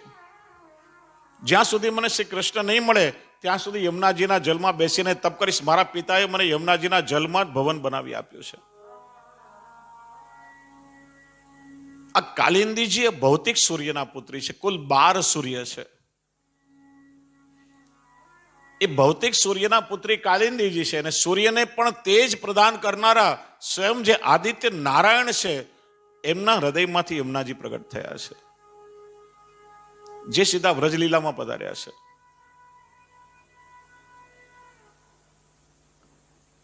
અને આગળ આપણે જોયું, કલિન દ્યોતિ ખંડયતિ, કલિયુગના દોષો દૂર કરે એટલા માટે યમુનાજીનું નામ કાલિંદી છે. આ બંને જુદા જુદા છે. અને પેલા ઈચ્છારામજીનું જે પદ છે ને, પ્રગટી ભાનુસુતા, એ કદાચ આ કાલિંદીજીનો પ્રાગટ્ય ઉત્સવ મનાય છે. પણ યમુનાજીનો ઉત્સવ ચૈત્ર સુદ છઠના એવું કોઈ પ્રમાણ પુષ્ટિ માર્ગમાં નથી. એટલે આ ભેદ વૈષ્ણવે સમજવો જોઈએ. એટલે પુષ્ટિ માર્ગમાં ભાવાત્મક સ્વરૂપે તો શ્રી યમુનાજી નિત્ય ગોકુલમાં બિરાજે છે. મથુરામાં બિરાજે છે, તીર્થ સ્વરૂપે બિરાજે છે. એટલે વલ્લભકુલના બાળકો જ્યારે વ્રજ યાત્રા કરવા માટે નિયમો લે ને, તો મથુરામાં જ્યારે નિયમ લઈએ છીએ એ તીર્થ સ્વરૂપે યાત્રાનો નિયમ લઈએ છીએ, અને પછી બાળકો ગોકુલમાં પણ યમુનાજીમાં સ્નાન કરીને નિયમ લે છે. એટલે આપણે ઠાકોરજીના જારીજી ભરવાનું જે જલ ભરીએ છે ને, એ વૈષ્ણવે ખાસ કરીને ગોકુલથી ભરવું જોઈએ, જ્યાં પુષ્ટિ સ્વરૂપે, ભાવાત્મક સ્વરૂપે શ્રી યમુનાજી નિત્ય ઠકુરાણી ઘાટ પર બિરાજે છે. મથુરામાં બિરાજે છે, તીર્થ સ્વરૂપે બિરાજે છે.